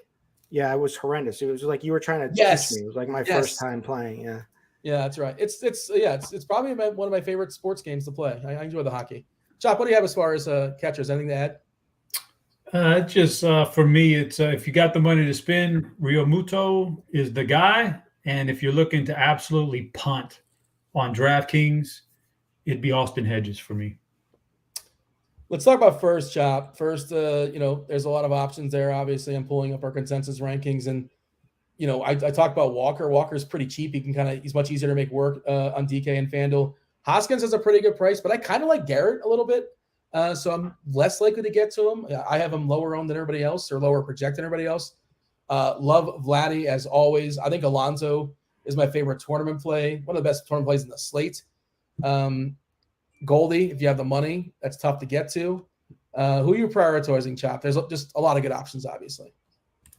It is easily the most loaded position of the night. And so some of the guys you mentioned are obviously at the top of my list. It would be, Goldschmidt and Coors Field. How about, Pete Alonso the day after he totally disappointed everybody, last night. Didn't do anything. But tonight, maybe that gets some people, rubs them the wrong way. And then Alonso. Rhys Hoskins, a little bit cheaper than those guys, and he is on fire. So yeah. Rhys Hoskins and the Phillies offense right now, doing pretty well as a whole. So Hoskins. And then just the one salary saver, Darren Ruff. I don't know how much he's going to play. I don't know what the Buck Showalter's going to do with, taking him out once the left-hander leaves the game, if he's going to get yanked out of the lineup or whatever. But he's saving money. He's saving money. He's got a good matchup tonight. And so I could see playing Darren Ruff and hoping you get 3 at-bats. Maybe you get 4. Maybe by the time Minor comes out and they don't have a specific right-hander to bring in for Ruff, maybe the game's out of hand and he gets his 4 at-bats. That's what you hope for. Yeah, if it's like 8-2 Mets in the 7th, he probably just sticks in the game. Yeah, no reason to sub him out. What do you have here, Kirkwood? So who would be coming in? It would be what's his Vogelbach. Well, that's one, and then also Naquin for Canna, right? Yeah, Naquin might come in for Canna, and Vogelbach could come in for Ruff. Or maybe they just do one of them for. All right, so it's situation dependent. Like you don't really know how that's going to. By the way, I like the way the Mets did that. If you can't splash and get Juan Soto, you can't pay that much money for those. Then this is the way to do it. Get you the split platoon matchups for every situation for all your weak spots. The combination of Vogelbach versus righties and Ruff versus lefties is actually really good and doesn't cost them anything. I totally agree. I liked it. Man, watching Vogelbach run around those bases. Seriously, if that doesn't get you excited. He reminds me of somebody. Reminds me of somebody, too. Who does he remind you of? Is this awkward now? Anyways, we're on first base. Nemo's also there, too. That's right. I forgot about Brandon Nemo's lurking, too, off the bench. So there's 3 legit guys off the bench tonight, potentially. Go ahead. Goldschmidt is definitely homering this evening. Rhys Hoskins is the value-ish play at 4,400. Christian Walker is cheap too. Has been solid all season. Pete Alonso after letting everybody down yesterday. Big Meat Pete comes back with a vengeance tonight. Olsen might get a little overlooked. He'll probably be in more in just Brave stacks. Won't get played in like smaller skinny stacks or stuff like that. But he's always hit lefties well, but also, the Boston bullpen has been terrible. So that could end up working out. Freddie Freeman, obviously. Cheap. If you really need a cheap guy, Jared Walsh. I don't know. He's kind of terrible. Yeah, the Angels are terrible. Just the mush of being on that team. Hey, question for you in chat, Kirkwood. Cloud wants to know, playing Stroman and Carrasco, is that viable when you consider all the strong pitching today, or should he scrap those lineups? It could work out. They both have really good matchups. Obviously you're sacrificing a lot of strikeout upside. Yeah. By the way, the Leprechaun's back tonight. Justin Turner is in the lineup for the Dodgers. Betts, Trey Turner, Freeman, Smith, Muncy, Turner, Lux, Gallo, Bellinger. So they close with 3 lefties. Kirkwood, give me the old Keystone position, second base. Storman, Nolan Gorman. Wait, do we have an official lineup in there? Yeah, he's in there. Yeah. So we got Gorman. We've got Okay, Edman's all the way down at the bottom, huh? Yeah, behind the catcher. Yeah. There's Josh Rojas is second base eligible on DK. Really cheap play if you need it is Arroyo at 2K, the minimum. So then Segura will be kind of hidden for cheap at 3,900. Ketel Marte is one of the I like the Diamondbacks probably more than most people tonight. Tell me this, can I flat out punt it with Tristan Arroyo 2K on your website? I just said you could. Okay, I'm sorry, I was reading chat. Yeah. Okay. Yes, you can. Why not? I mean, he's the minimum. He's batting 7th, which is a plus, as opposed to 8th or 9th. I mean, the weather here. I mean, it's not the best matchup with Morton, obviously. And the Atlanta bullpen is okay, pretty good actually. Yeah, I mean, who else? Biggio. You could home run hunt with Biggio. He did. He got a hold of one yesterday, but 2,700 down at the bottom of the order. I can't play Odor ever. He's got to be gone from this team soon. I don't know why they had this. They did the fake. What was that? He got like the fake DFA'd, like the underdog fantasy announcement. Yeah, and he wasn't. What happened? What was that all about? That was like a mistake, or I don't know, but it's got to happen. Like they got trolled or something. And he won't be there next year. They're getting younger, obviously, and I don't know what happened there. It was a mistweet or poorly reported. I'm not sure what happened. Chop, you got anything to add there as far as second? My man said Norman Gorman. He's in the house. Ketel Marte's okay. Blue Jean Segura. You can do Blue Jean. Yeah, you're just forcing that. No. Segura? That's official, Dean. That's official. Perfect. That is Blue not jeans. official. Blue jeans, Dean. You don't get it? Blue jeans. No, I understand. I can make up a lot of things. Well, the common man's Jose Cuervo Altuve. No, the common man's going to come out here and not think for himself, and he's going to go Mean Gene Segura. Mean Gene. No, Blue Jeans is better. Anyway, I need to know what the dew point model is for the Cubs game because it's not so okay. Good, right? The wind's blowing in. It's not very hot. It is humid. So it's just like, man, it's not. There's like a clear tier tonight with Boston, Baltimore, Philly, and New York. And so if you wanted to make the chalkiest of chalky lineups and just this is where I'm going to go because I feel comfortable with it, and then you want one spot at second base you want to be different. Cesar Hernandez could be that guy. Oh wow! Wow, the Cubs got the Franimal, huh? Because no ownership, and this is not Mancini levels for sure, but Cesar's got a little BVP versus Stroman. I like it. I like what I'm seeing out of there. What about third base, Chop? We got to pick up the pace a little bit. Crunch Time crew coming in about 10 minutes or so. Who's on Crunch Time today? I meant to check. I know, is it Roth? Well, I think it's Roth, SDL, and Potts, right? I'm fairly certain that's our Crunch Time crew. They'll be taking you guys straight up to lock. We got about 10 minutes or so until they jump in there, give or take. What do you ever as far as third base, Chopper? Give us some more nicknames on the fly, or real nicknames. So, second base was kind of a weak position.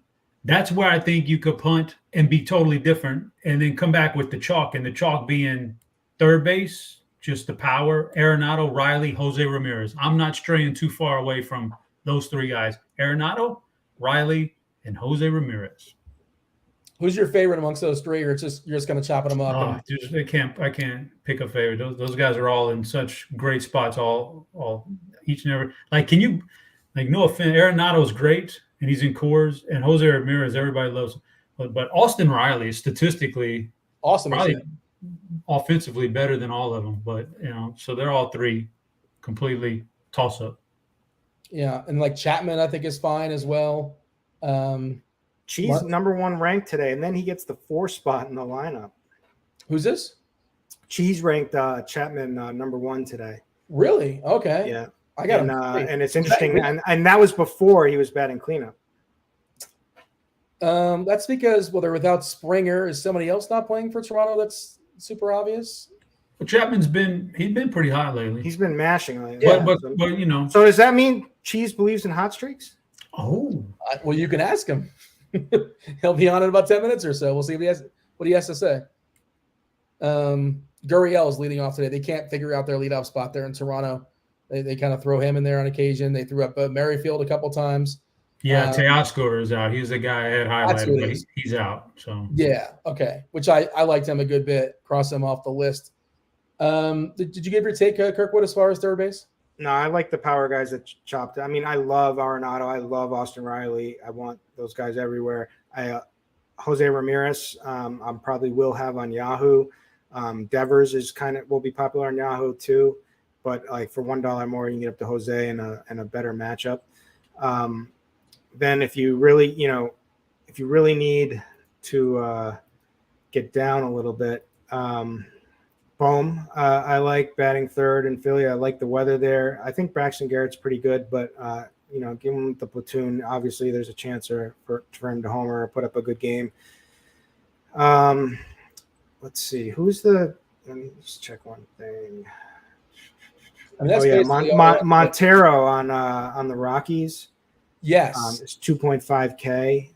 Coming off of a good string of games. Has some pop. Supposed to have pop. Has lived up to that so far. It's not the best matchup with Michaelis, but 2.5K, the price is right. Yeah, Eliuris has some power. Was looking into his Fangraph stuff earlier today, and yeah, I think he's a cheap way to get a power source there in Coors, and most people just don't know who he is, and whatever, just going to cross him off the list, I suppose. Let's talk about shortstop. Well, we're going back to Coors here, Kirkwood, right? Paul DeJong has been really solid since coming back up with the big squad. Obviously scuffled a ton. He got thrown down in the minors. He had a pile of homers in the minors, like 20 or so. Now he's jumping in Coors, and he's just really, really cheap. Swanson's got a pretty cheap price, and Bichette's got a pretty cheap price as well. I'm looking at DK specifically, 3.5 for DeJong, 3.8, 4.8 for Swanson, which is still pretty good there in Boston. Bichette at 4.4 seems a little bit too cheap for him. If you want to spend up, by all means, play some Trey Turner, play some Lindor. I think Lindor is going to kind of be lost here. That's why I like him, and I like the Mets as a tournament play. Where are you at? But, as my cash guy, if you're going to play a cash play, it's probably DeJong, which I know is not a cash player by traditional sense. But, yeah, what do you have here? Shortstop, Kirkwood. Yeah, I like all those guys. So, those are all the power guys. There's Lindor, there's Swanson, there's Trey Turner, there's Adames, there's Bichette, there's DeJong to save some money. And then outside of that, the guy that no one ever plays is Rosario. Yeah. I play Rosario.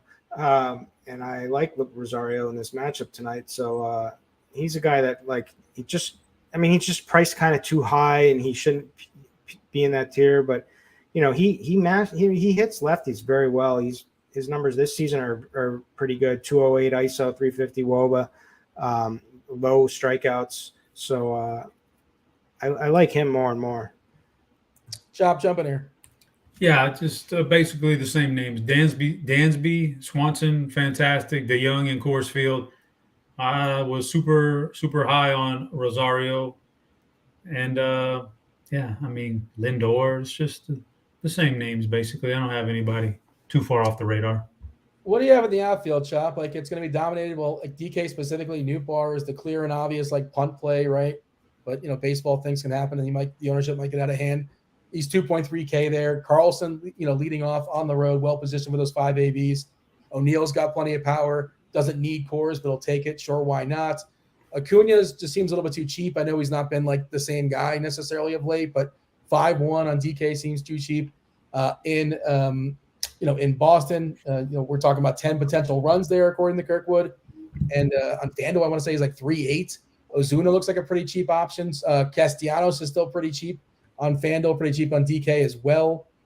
And we got Kana leading off 3.5 on DK. I think he's 2.7 or 2.8 on Fanduel.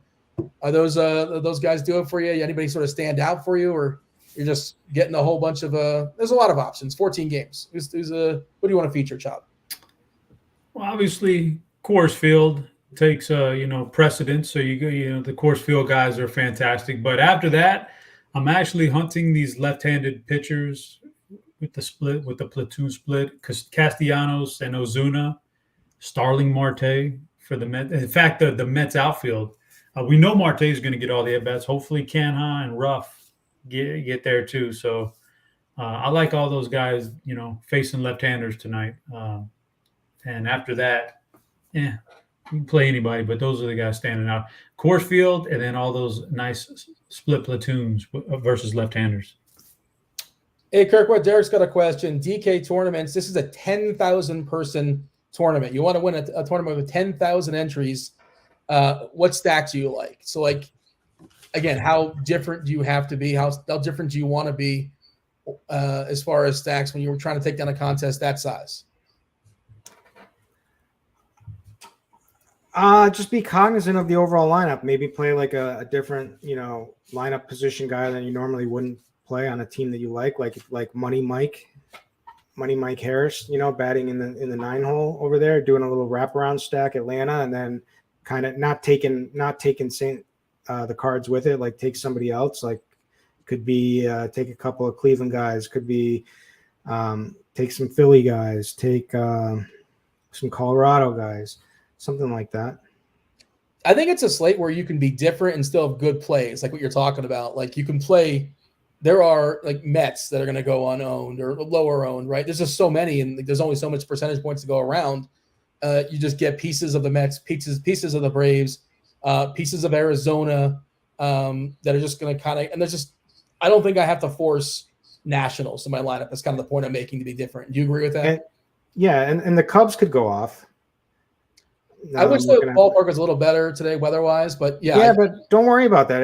It's a great matchup. Espino is not good whatsoever. Their bullpen is horrendous. Their team morale is just can't be any good. They suck. They absolutely. They just added Franmil Reyes. What do you mean? The morale's got to be hyped. No, I'm talking about Washington's. Okay, yeah. Like what do they care? So like you got some bopper bats right there. You got Contreras, Happ, Suzuki, Franmil. Like that's a nice little 2, 3, 4, 5. Maybe just take a Brave stack with Happ, Suzuki, and that's too many. You're gonna need an outfield spot at least for Acuna. Okay, Roth is coming on in a few minutes. I just saw somebody in chat mention this, and this is worth talking about. Well, not a lot, because we'll just tease Roth coming on. It's yellow-orange in Philadelphia. There's been an update. Things have turned negatively. I wouldn't freak out. Well, look, just see what Roth says. Roth coming on in a few minutes. I just dropped the link in chat. You guys are hanging out in chat. Kindly hit that like button, subscribe, turn on those notifications, hit all the bells, hit all the things. We appreciate that. And Roth will give some, he'll add some color, give some clarity as far as what's going on there in Philly. But the orange is always can be alarming, but at least it's the second color. Let's get a couple of homers, Chop. Who's banging out some homers tonight? Feel free to be as ambitious as you want to be. How about I'll look at some homers real quick, Dean. Answer this question in chat. Who wins a 40-yard dash between you and Vogelbach? Today, Vogelbach. Wow. Not too many years ago. Like, I'm not going to say like high school, whatever. I mean, there was a time where I wouldn't have been close, but today, question. Yeah. What would it take to us to get you on a track or on a baseball field with a stopwatch and for you to run around the bases? Ooh. On video, of course, on video. I suppose that's something that could be arranged. Like a bet. Like we have to come up with a good bet where somebody would set a line, and I can't bet. I'm not going to tank it, and I would not give any inside information. But that could be fun. It's maybe the next time we do an RG party or something like that. That would be electric, I think. I can turn the bases pretty good. Yeah, back in the day, I was on a national championship team many, many years ago when I was like 13 or 14 years old. Like, who cares about that? National championship of what? Well, yeah, baseball, not exactly. I mean, you have the nerve to say that in front of Chop. Chop recovered an onside kick. What? Yeah. In a football game in Texas, those games matter more. I saved the game that day against St. Pius out of Houston. Was that the coach that Billy Bob Thornton was the team that Billy Bob Thornton was coaching? Was that like a big rival, or were you involved in that? The Friday Night Lights nonsense. What do you mean nonsense, Dean? I shouldn't call it nonsense. What is? Are you asking me if I was in any way associated with Odessa Permian? I guess so, yeah. Or were you? Did you play against that team? That's like 7 or 8 hours away. That's West Texas. Okay, it's West Texas football. I watched the entire series of Friday Night Lights, and with the exception of the last 2 episodes. What a weird thing to do. It Bizarre, doesn't make any Dean. sense. That doesn't make any sense at all. I don't know why I didn't finish it. I got to finish it at some point. I'm curious. Yeah, then you need to watch the movie. I'll give you 2 home runs. Ozuna, I think Ozuna's fine. And I'll go way off the radar here. Marcus Semien. That is off the radar, and he's a good hitter. But yeah, what do you have, Kirkwood? Let's see those homers and raise them. Arenado, Austin Riley, and the off the beaten Seriously? path. I'll give you 2. I mean, those are the easy ones, and then I'll give you 2 off the beaten path: Brandon Reyes and Oscar Gonzalez for Cleveland. I'll give you one off the board. You ready for it? Mitch Haniger. Silence. He hit one yesterday. Yeah, I did. He actually helped me cash yesterday. But Garrett Cole is going to give up some homers. He's reverse splitsy, and Haniger's really, really cheap. I don't understand why he's so cheap. And you can play. What's the dumper? Right, the catcher, Raleigh. Big dumper. I shouldn't. I should get his name correct, I suppose. We got Chief Meteorologist Kevin Roth coming in just a second. We got Dave Potts as well. Cards, fresh back. You picked a good game, man. You picked an awesome game to go to in St. Louis. You watch your Cardinals pummel the Yankees. First time the Yankees were there, 8 years or something ridiculous like that. And I hope you smashed the over. Did you win a GPP that day? Yeah, I did not. With Montas and Wainwright pitching, I should have known not to break the rule. I didn't stack it up, but yeah, it was fun. It was the longest 9-inning game ever at Busch Stadium, 4 hours and 25 minutes. So thankfully, our seats were in the shade. The heat index was about 107. So with 2 kids, you can imagine how enjoyable that would have been if we were sitting in the heat. But we were in the shade. It was a great game. It was a great series for the Cardinals. So no complaints on my end today. Kirkwood, did you have a question for Potts? No, I don't remember. Oh, your love for Matt Chapman, I see. Do you believe in hot streaks? I believe that Matt Chapman is good. Yeah, I do too. But do you believe in hot streaks? I believe in the past. I think we all know how this works now. I mean, yes, a person is hot until they're not. Yeah. So sure. I'm on the same page. Yeah, that's good. You don't know it until it's over, though. Sometimes is the tricky thing. Well, no, you don't know when it starts and when it's over and what it means. It's just a word that people say. And I mean, it doesn't mean anything. Sure. I mean, yes, I believe in lots of things that I don't know what they mean. I was hoping Cardi. I believe in the ozone layer, but I mean, I wouldn't know if it disappeared, and maybe it has. I don't know what it is. Roth, you just updated Philadelphia. I guess we should step aside and let you talk about that. It's a big boy slate. Unless Kirkwood, you got anything else, or you got anything else, Chop, for the boys, or shall we step aside and get out of here? Chop, tell us your thoughts on the ozone layer real quick, and then we'll. Okay. I believe that Chop went solar. Yes, I'm all green, man. I got 26 solar panels on my house. I don't want to rely on the grid here in Texas, especially during the summer months anymore. So I believe in it. Even if it doesn't save me, which it does save money. But even if it doesn't save money, at least I know I'm helping the environment. There you go. We got a real Chop. I did not expect that from you, Chop. Well, come on, Rob. Come on. Cares about the planet. You can attest to these summer months in Texas, man. He's too modest. You need someone like me to tell the truth, then he'll get his shine.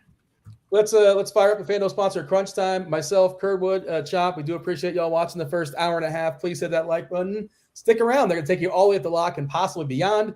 It's STL Cards. It's Dave Potts, and it's Kevin Roth, who just gave us an update, a written update on Philadelphia. Now we're gonna get a verbal update. Hopefully, it's not too squeamish. Go for it, Roth. Yeah, let's do it. Hey, welcome to it, everyone. This is the moment you've been waiting for. Excellent work from the crew, as always, there on the flagship show. But we are here to take you all the way to lock and through lock. This is indeed Crunch Time. It is sponsored by FanDuel, and I have a FanDuel read because the single entry series is back, baby. 50K in bonus cash up for grabs. Top finisher in each series gets an all expenses paid trip to the single entry series championship in Chicago, September 9th. Shot at the $10,000 grand prize. Make sure you are filling up that single entry series each and every day. It's single entry, so you should be playing it. And then you get bonus money if you win. And then you get bonus money on top of that because you can end up going to the live final. It's just, there's a lot of reasons why it should be the first tournament you enter every single day. And the first person you should listen to every single day is not me. It's one of these two gentlemen. We've got Cheese and Cards. Cheese, what's up, man? Not too much. I think you passed me. Whatever you have, I don't sound sick yet, but I feel ridiculous. And like, if I pass out, you guys just keep going. Someone text Mrs. Cheese, come get me. But you just carry on. Feeling rough? I'm just I had a fever last night, and I'm all just like lightheaded. And luckily, I had already asked Cards to write tomorrow. I would not have made it to the early slate tomorrow for sure. So thank you already in advance, Cards. Yeah, everybody's got it, man. My whole family's got the crud as well. It's everywhere, but hopefully Cards can avoid it. Cards, how you feeling physically and emotionally?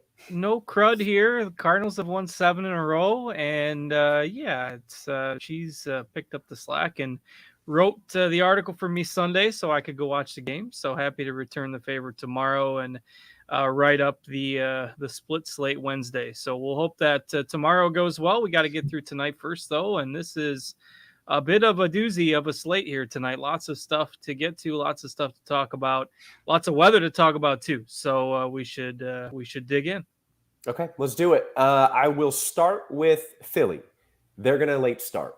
There's a storm that it just clipped them, but it's raining hard enough and heavy enough that they had to put the tarp on right now. It's 30 minutes until first pitch or so. They're going to late start. Just getting this in that the Mets game is also a late start, and that's to be expected. There's a difference between these two games. In New York, I assume they're going to late start enough for this cluster of storms to completely clear in New York. And as they do so, that sets us up pretty nicely for pitchers going forward. In Philly, there's still kind of a lot of junk upstream. It's not organized, and I don't know it's going to go over the ballpark, but there's still kind of a lot of it. So I'm worried that in Philly, there's a decent chance of a late start, get everybody out there playing, and then another delay. Or they could, pull a Washington, late start, and then try to wait out the next storms. But at that point, it's like a 2-3 hour, it gets a little scary. If there's a game I'm worried about postponing, it's Philly. It's also the game I'm most worried about for pitchers. I don't think a postponement is the likely outcome in Philly, but I do think it's the only game where that's a legitimate threat. So I've got that one as yellow-orange. I've got all the other ones as yellow for a chance of a delay. With there now being a late start in both, they're technically now both orange as the delay part is official. In Baltimore, I haven't heard anybody asking about pitchers there. Cheese, is that just a bats only? Just bats, yeah. Great.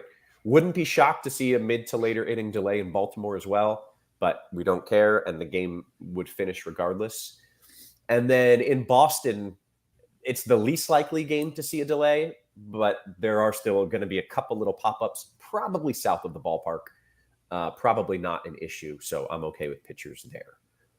So key takeaway is I think we're probably still okay with pitchers in New York, assuming they're late starting for this whole complex of storms. Give it an hour, everything's clear.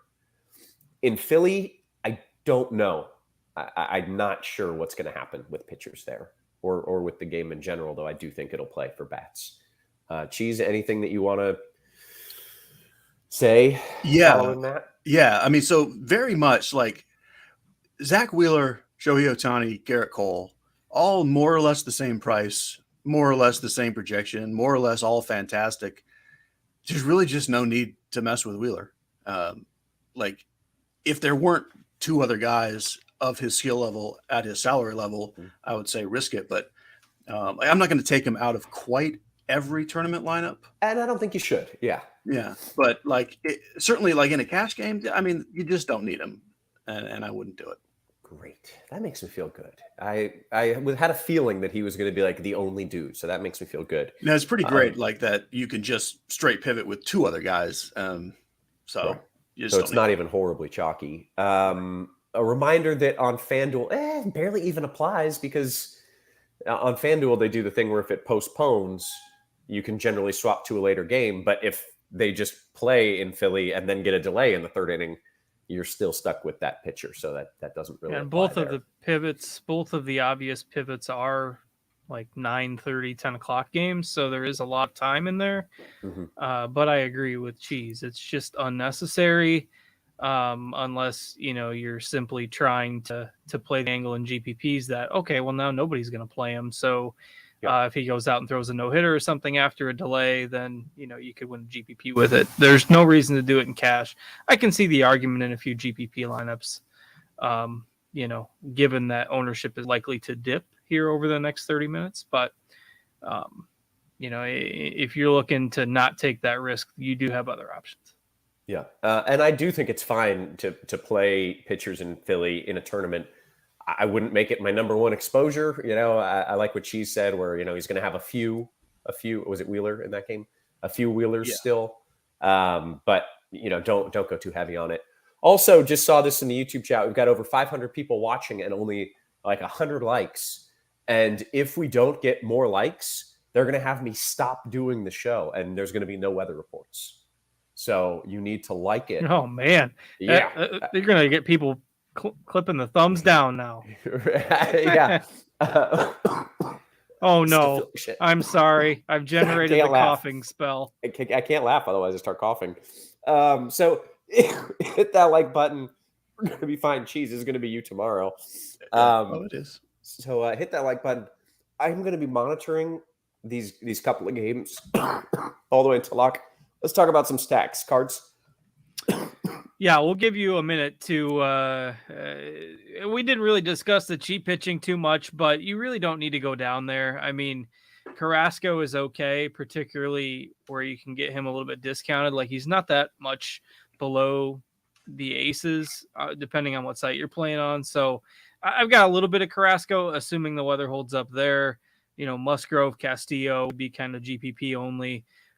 But you really don't need to go below the top tier tonight. Otherwise, it would be kind of Stroman and Carrasco are your mid-tier-ish options. But in terms of offense, interesting spots tonight. The Cardinals are probably going to be the chalk because they're playing in Coors Field, and you can still get some of their bats a little bit discounted. Relatively speaking, the lefties, Gorman, Carlson, aren't through the roof expensive. Nootbaar is going to be a really popular value tonight, hitting 6th. DeYoung's still relatively cheap and had a great series over the weekend against the Yankees. So the Cardinals are going to be the most popular tonight, but you don't have to play them. I think there's lots of other interesting spots, high upside offenses like the Dodgers and the Braves. That'll be slightly under-owned tonight. The Mets as well, I think, are in a good spot. If you're looking for a cheaper team to fit, like maybe on DK, a double stud pitcher build, I think Arizona probably fits that the best. So those are some of the teams I'm looking at. Okay. And so I guess hopefully you guys already kind of went over this, but we didn't even fully go through pitchers. So Cheese, did you? Yeah, Cards named a couple other guys. So I'm just going to throw out there, like, basically on FanDuel, like Card said, those top 4 guys, it can fit most of your builds, or down to Carrasco in a few. I think I have 1 Urquidy on FanDuel, but pretty much just spend up on FanDuel because you really can. Okay, talk to me about stacks then. Yeah, but let me. There is a little more on DK because the pricing is more spread out. Urquidy and Stroman in the mid tier, and I'm actually playing James Kaprielian on DK, not because he's good, but because he's cheap, and there's a lot of expensive bats that are super fantastic.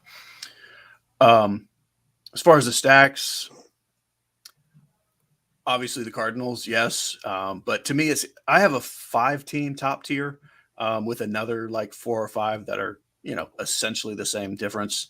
That's going to be the Cardinals, the Dodgers, the Blue Jays, the Braves, and the Mets, followed pretty closely by the Diamondbacks and the Cubs, and then kind of a slew of others. Like it's loaded on all sides. It's just that kind of slate where you can make a case for a lot of things and you're not doing anything wrong. Okay, excellent. Anything we need to add here, or can we go position by position? I was absent for a couple of minutes there. I think we're good to go there. Good to go. Okay, let's do it then. Cheese, lead us off with a little catcher talk, please. I do like the Alejandro Kirk price on FanDuel enough to play him in the first base spot. Otherwise, it's mostly a DK position. Kirk, again, is my top guy. I like both the Contrarians. And then if you need a cheap catcher, just because he plays for the Cardinals, it would be Kenizer at 2,500. Otherwise, you're just throwing something in a stack. Okay, cards. Yeah, Kisner's probably the one Cardinal bat that I'm not super. He's just awful. He is playing at Coors, but he'd be the guy that I'd probably leave out even in Cardinal stacks tonight. I think there is some upside at catcher where your contrarian build, even on DK, is maybe to leave him out and then spend up at catcher for a one-off bat, something like that. Other than that, I agree with the guys that Cheese mentioned. I think Kirk is the top guy. The Contrerases are fine. Maybe Nito in a Mets stack. I mean, he's terrible too. So I guess the same logic that I just used with Kisner, you could use with him. Rutschman, even as a one-off, I think is okay, even though I don't love picking on Manoah. The Orioles have been red hot lately, so I think he's fine. But outside of that, we pretty much covered catcher. Okay, we'll go to first then. All right. First, Darren Ruff is back for the Giants, and he's underpriced. So even though there's pinch hit risk for him, he will probably be one of the more popular options. He's $3K on DraftKings. He's 2,600 on FanDuel. So you can play him as a punt on both sites. The Pirates lineup just came out, so I haven't looked at it in depth yet, but we do have some ownership on Michael Chavis, assuming he's in the middle of the order against a lefty. So those are your cheap options. And then you've got the traditional spend ups, Goldschmidt and Coors, Alonso against a bad lefty. Christian Walker is going to get some ownership as a power bat. And I mentioned I liked Arizona as a cheap offense. Tournament guys, maybe Matt Olson, even lefty. Not a lot of people playing Freddie Freeman tonight. Rowdy Tellez has been hitting pretty well lately. So pretty loaded position as usual. Okay. Cheese first.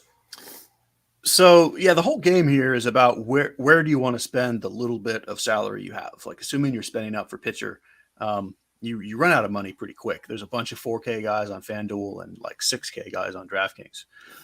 I love Alonso, Guerrero, Goldschmidt, and Freeman. There's nothing hot takey there, but they're so expensive. My favorite guy at the position is Christian Walker, just sort of in that no man's land of pricing. But if you have money and you get one of those top guys, like by all means, of course, I would go Alonso and then Vlad and then Goldschmidt personally. Okay. Also, Hoskins is fairly affordable as well. All right. Take me to second base, Cheese. So for as great as this slate is, second base is the one spot that has nothing, which is going to make Nolan Gorman probably the chalkiest player on the whole slate, which is, it's weird chalk, but like the position is just not up to the caliber of everything else. So I think that's more or less good chalk, even in tournaments. FanDuel is a little different where you can do Max Muncy at second if you want. Guys like Marte and Brendan Rodgers, even Altuve, are a little more affordable on FanDuel.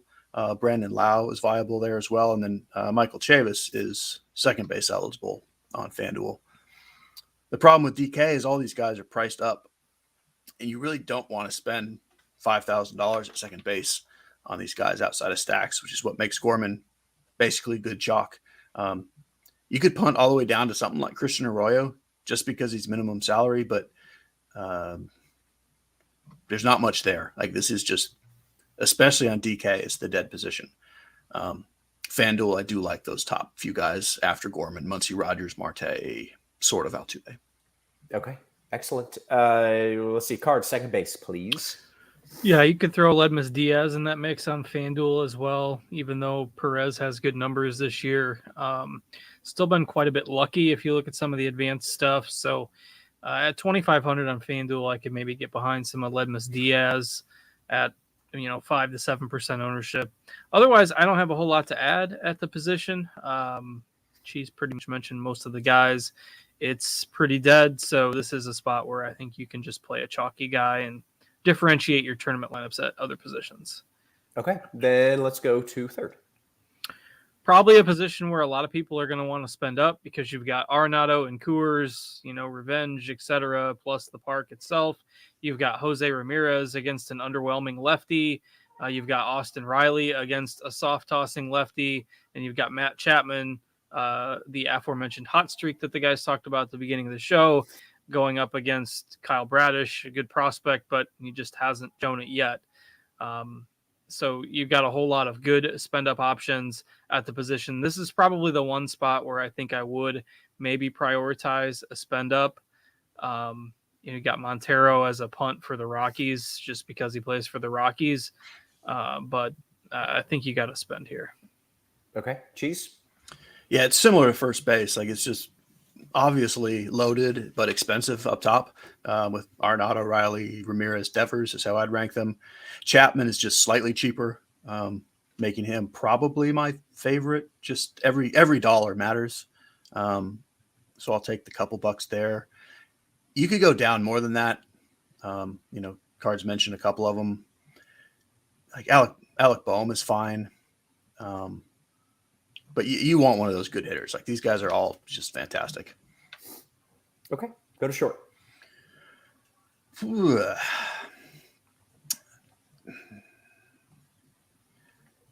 I guess Paul DeJong is sort of the answer on DraftKings, at least, because you just need salary somewhere, and that's just another place you can get it. I think on FanDuel it's a little easier to get, like Swanson is probably my favorite spend up. Trey Turner, Bichette, like all these guys are in play. Willie Adames, Corey Seager, Lindor. You need one of those good players, but I think you can go down to DeJong and be fine just because he's got power and he's in cores and he's the cheapest. Okay. Cards?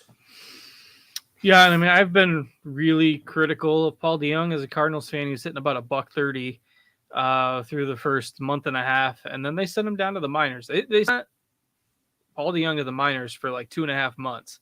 Now, you got a guy that's got a multi-million-dollar contract that you're going to say, okay, we're going to send you to the minors. And they had guys like Edmundo Sosa, and they moved Edmund to short for a while. Just because Paul DeJong wasn't hitting, and he just stayed in the minors. And a lot of fans, myself included, just kind of thought they were going to cut bait with them after a while. And then you look at the month of July, the entire Cardinal system, Paul DeJong was behind only, I think, Jordan Walker and Goldschmidt in power numbers in the month of July. So all of a sudden he found something, whatever it was, in AAA, and they called him back up, and he's looked like the old Paul DeJong again, which isn't, I mean, he's not going to hit 300. He's not going to hit 270, but if forever he can hit DeJong, Kevin, forever. Nice.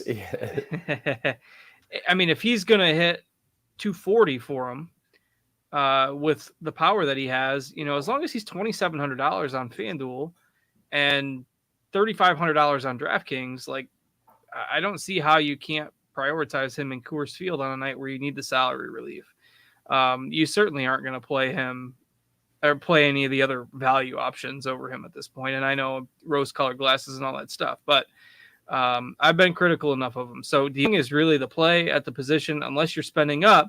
But as we've talked about throughout the show, you can't spend at every position if you're spending up for pitching. So, 5,800 Trey Turner on DraftKings or 4,800 Dansby Swanson, 4K Lindor on FanDuel. It's just tough to get to those guys tonight. So, DeJong is hard to get away from on this slate, I think. Okay. Take me to the outfield. Outfield's an interesting spot because you probably are going to have to save with one spot. So Mark Canha leading off for the Mets, Alec Thomas hitting second for Arizona, Oscar Gonzalez. Those are a few of the value guys that are going to be popular tonight. You probably got to play one of those guys. Marcell Ozuna is still pretty cheap on FanDuel. I mentioned Ruff at first base. You're going to need salary savings with at least one of your outfielders. Spend up options. I think Acuna against Rich Hill is probably my favorite spend up. This is a spot where maybe in tournaments you can get away from the Cardinals a little bit. Nootbaar is really cheap on DraftKings at 2,300 though, so he's going to be the chalk over there. Like Tyler O'Neill still strikes out a lot. He's maybe the one expensive Cardinal bat that you look to get away from tonight. But I like the Mets guys, Marte, Canha, value guys, Nootbaar on DraftKings, Alec Thomas, Oscar Gonzalez on FanDuel. I'll pause there. Okay. All right. Cards. Cheese. There's no way to name all the viable players because it's so loaded, but generally, kind of like Cards alluded to, there's not really that much to spend up for. Like, I think it's better to spend up like at first and third. I do like the spend ups there better than like Acuna, Betts, Soto, Judge, Buxton. Like, that's what you're spending up for. And I would rather have, Goldschmidt and Arenado or Alonso and Riley or something. I think Dylan Carlson's probably my favorite sort of mid-range value. The Dodgers I like in general. Cody Bellinger's in my pool, and honestly, even Joey Gallo is, because he is maybe good, and or really not. The other just dirt cheap guy is Robbie Grossman, especially on DK, but even at 23 on FanDuel, I like him a good bit. Excellent. Let's talk about your favorite stack. If you're playing, let's say, a FanDuel single entry, Cheese, what are you most interested in? What's going to win it all here? The best combo of what I like, and I think just completely overlooked, is going to be the Dodgers. Okay. Cards? Boy, that's tough. I think it's Arizona for me because of the way the salary works, but I do like them a little bit better on DraftKings where you have to play two pitchers. FanDuel, the decision's a little bit more difficult because of the fact that you only get the one pitcher. Maybe a team like Toronto makes more sense over there, even though I do like Bradish long term. So expect ownership to be a little bit spread out on FanDuel, whereas the salary cap on DraftKings makes it a little tougher to navigate, and that's why you're going to see a little more ownership on the chalk value, particularly like DeYoung and Nootbaar. So on DraftKings, it's definitely Arizona. On FanDuel, I think you can make a case for the Dodgers, the Mets, the Braves kind of alongside them as kind of your 1B teams, though I do like Arizona still. And even on FanDuel, I have plenty of Arizona stacks. Okay. We're going to take some QQs. I do want to give a weather update real fast for those who maybe joined late. We do have a late start both in New York and Philly, but they're two really different kind of late starts. In New York, there's only one storm. It's headed there now, and it's probably not even directly going to go over the ballpark. But either way, they've got to wait for that to clear, and then they can play clear likely for the rest of the night. So if you want pitchers there, I think it's going to be fine. If you want hitters there, so long as the game plays, and I think it will, it's going to be fine. In Philly, this initial storm has just cleared, so it's dry now. So they could, and in fact probably should, start playing as soon as humanly possible. But there's another storm upstream that's, I don't know, maybe, let me put a radar loop, maybe 2 hours out, which if it takes them 30 minutes to pull the tarp and to warm up, 2 hours out means maybe halfway through the game, this next storm moves in. So if that moves in, then pitchers could get pulled. It's not impossible that something pops even ahead of that storm. And there's a chance that they just see that storm and say, well, we don't want to start because we got another storm coming. And then we get into this really long late start that's just a scary situation, even for bats. Here's my thought on this from a team perspective. Mm-hmm. The team controls this is an important distinction. The team controls whether or not the game starts. The umpires and the league control any activity or delays or postponements after the game has begun. But before the game starts, it's totally under the control of the team. And the team sees a night where they have their ace pitching. And do they want their ace to go out there with the potential for a delay after he goes out? Risk maybe a lengthy delay where he can't come back, or you're putting his arm at risk or something if he does come back. I think that the team is potentially cautious, and we've even seen teams change their starting pitchers on nights like this last minute and say, whoa, we're not going to start this guy because the weather is too risky. So all told, I still think that the pitching decision with the Phillies tonight is really risky, whether they might just decide to keep it in a delay if they don't want to risk sending him out there. Right. And if they keep it in a delay, it could very well get postponed. So I'm significantly more worried about Philly than any other game. And then there's also a chance of a delay in Baltimore, mid to later innings. Low chance of a delay in Boston. That's really not going to happen. So that is your weather update. We've got 10 minutes until first pitch. So let's do it. Scrolling up just a wee bit. DK Cash for Cheese. William Contreras and Acuna or Kirk and Clarkson. Clarkson? Probably Carlson. I Carlson. can't speak. I can't read. Can't breathe. Our pets' heads are falling off. I would Kirk and Carlson. All right. D-Rock, DKGPP, Deep Field GPP cards. I've got Atlanta stack. I need a one-off outfielder, 5,300 or less. And I've got an Atlanta stack. He's just throwing that in. 5,300 or less. I presume that already has Acuna in it then. Let's see. Yeah, that kind of 47 to 5,300 range is pretty yucky on DraftKings. I mean, like O'Neill is the obvious answer, but somebody like Buxton, I think, is interesting in a GPP tonight if you're looking to get super sneaky. Okay, great. Cheese, back to you. DKGPP. This is from Fake Nostrum. He's got a Brave stack. You want Bieber, Montero, Ozuna, or Cole, Ruff, Grossman? Bieber, Montero, Ozuna. Okay. Have we discussed Bieber, really? Cards mentioned him while you were gone, coughing. Okay, great. All right, Dan Jan, specifically for Cheese. Okay, fine, be that way. Who would you rather pair with Kaprelian in a DKGPP? Who would you pair with Kaprelian? I would pair Ohtani with anyone, if that's my option. So great. Okay. Mr. Red Sox says, cards, are the Yankees going overlooked? Jesus, Kevin, read. Are the Rockies going overlooked tonight on the other side of the Coors game? They are. I mean, Michael has been good, but he gives up a lot of contact, doesn't strike out a ton of guys. So, he's going to give up contact in Coors. It's all going to come down to bad ball luck. They don't have a great deep lineup. They're better against lefties, and they're still kind of expensive with the Coors bump. So I don't think you need to play them tonight, but I've got no issue with it, obviously. Okay, great. BHB, DK Cash, Cheese, Arenado, Grossman, or Montero, Carlson? Arenado, Grossman. All right. Cards, DK Cash, question from Achilles, Kirk, Montero, or Kanizer and Chapman? The first one. Is his name Kanizer? Is that how you pronounce Kisner. that? I'm not on board with Kisner. Like, if you want to be called Kisner, you can't put the N there. Like, this is just how letters work. It is very confusing, but it is Kisner. It's not confusing. He doesn't know how to pronounce his own name. He's wrong. Yeah. He can respell it if he wants to be called Kisner.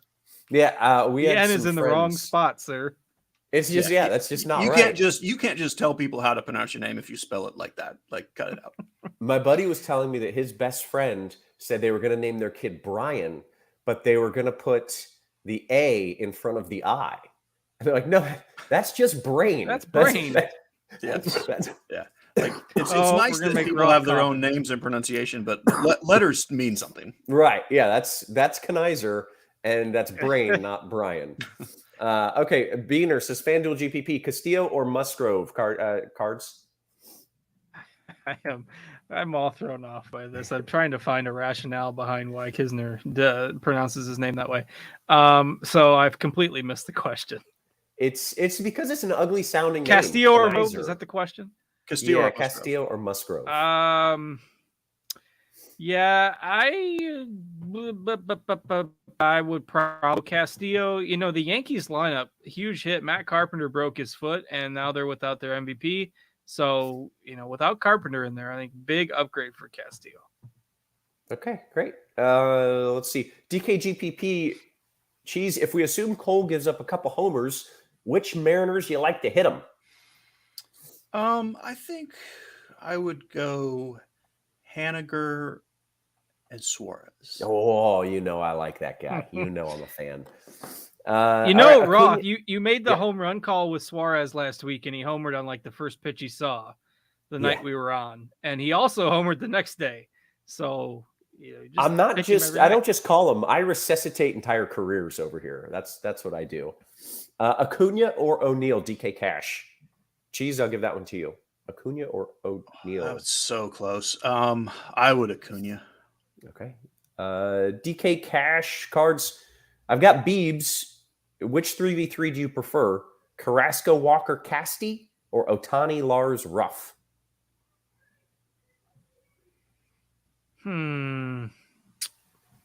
First one by a nose. Great. Why is nobody talking about the Blue Jays versus Bradish? Geez, why is nobody talking about them? I think everybody's talking about them. I think they're like the 4th most popular team at least. All right. DK Cash, Cheese, I'm coming to you. Walker, Acuna. Okay, I think the question is Walker and Acuna or O'Neill versus Goldie Ortega. Gotcha. That would be Walker and Acuna for me. Great. Tom says DK Cash Cards. Just kidding. Sherman's Tank says FanDuel Cash Cards. Last spot. 2,600. Canha, Ruff, somebody else. I like Mark Canha tonight. Great. Okay. FanDuel Cash Cards right back at you. Arenado, Ozuna, or Riley Carlson? Oh boy. I would take the second one in cash. The first one I like better in GPPs. If anyone out there has the same debate.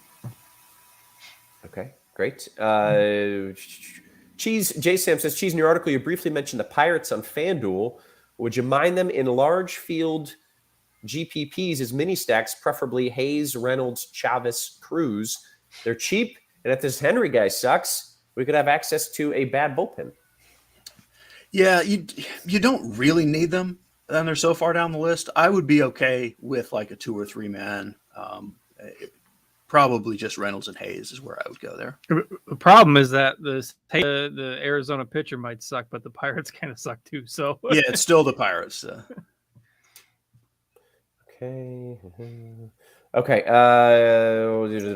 FanDuel GPP Grossman and Ozuna, Cheese, or Belly Ortega?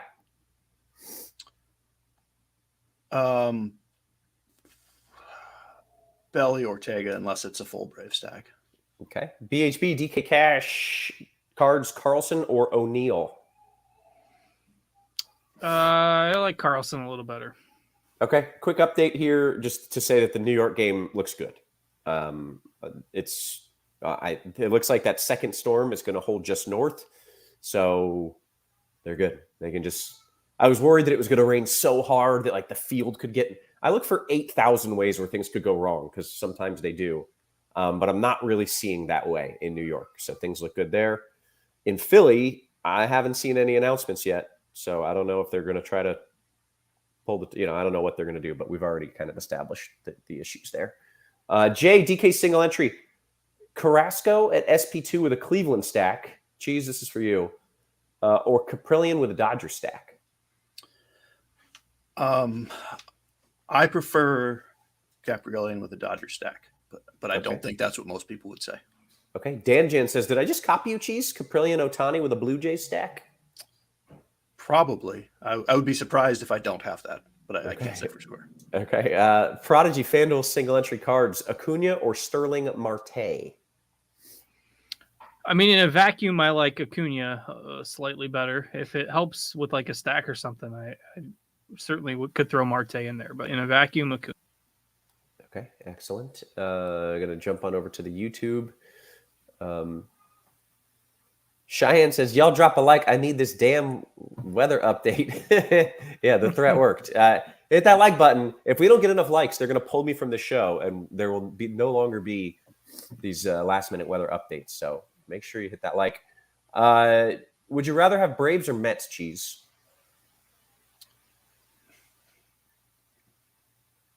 No, I mean they're both two of my main 5 teams. Like they're so tied. I guess I'll say Braves if you can only have one. Cards, I need a 2,100 or less mega value on FanDuel. Who's my guy from Logan? 2,100 or less? Yep. That's pretty cheap. I mean, Castro's down there. He's 2K. He's probably the only guy I'm playing at 2,100 or less. So it's Castro from Pittsburgh, I guess, but I don't love it. Okay, great. All right, let's see. Who's your favorite pitcher, Cheese, under 8K on DK? Urquidy. Okay, excellent. With that, I think we hit the lock, did we not? We did. We did. So, We've hit the lock. That was kind of a fun one. I'm not gonna lie. It's a very good slate. Yeah, kind of a fun slate. Got some fun weather things happening there. Okay. Guys, you got any big plans?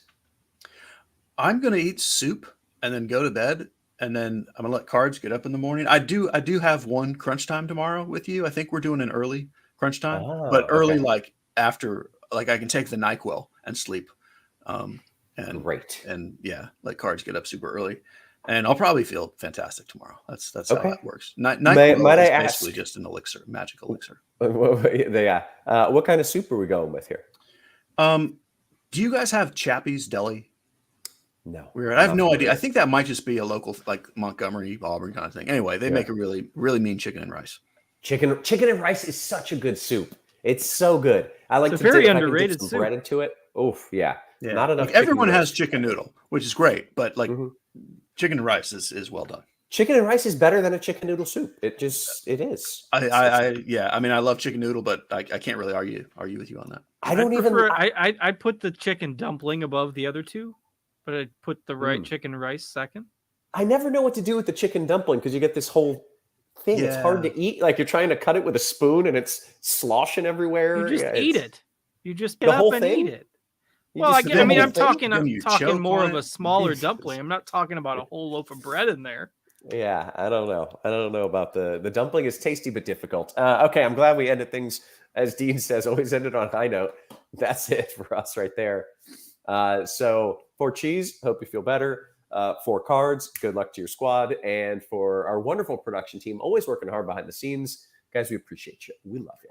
And we will catch you tomorrow, apparently twice. You have been crunched.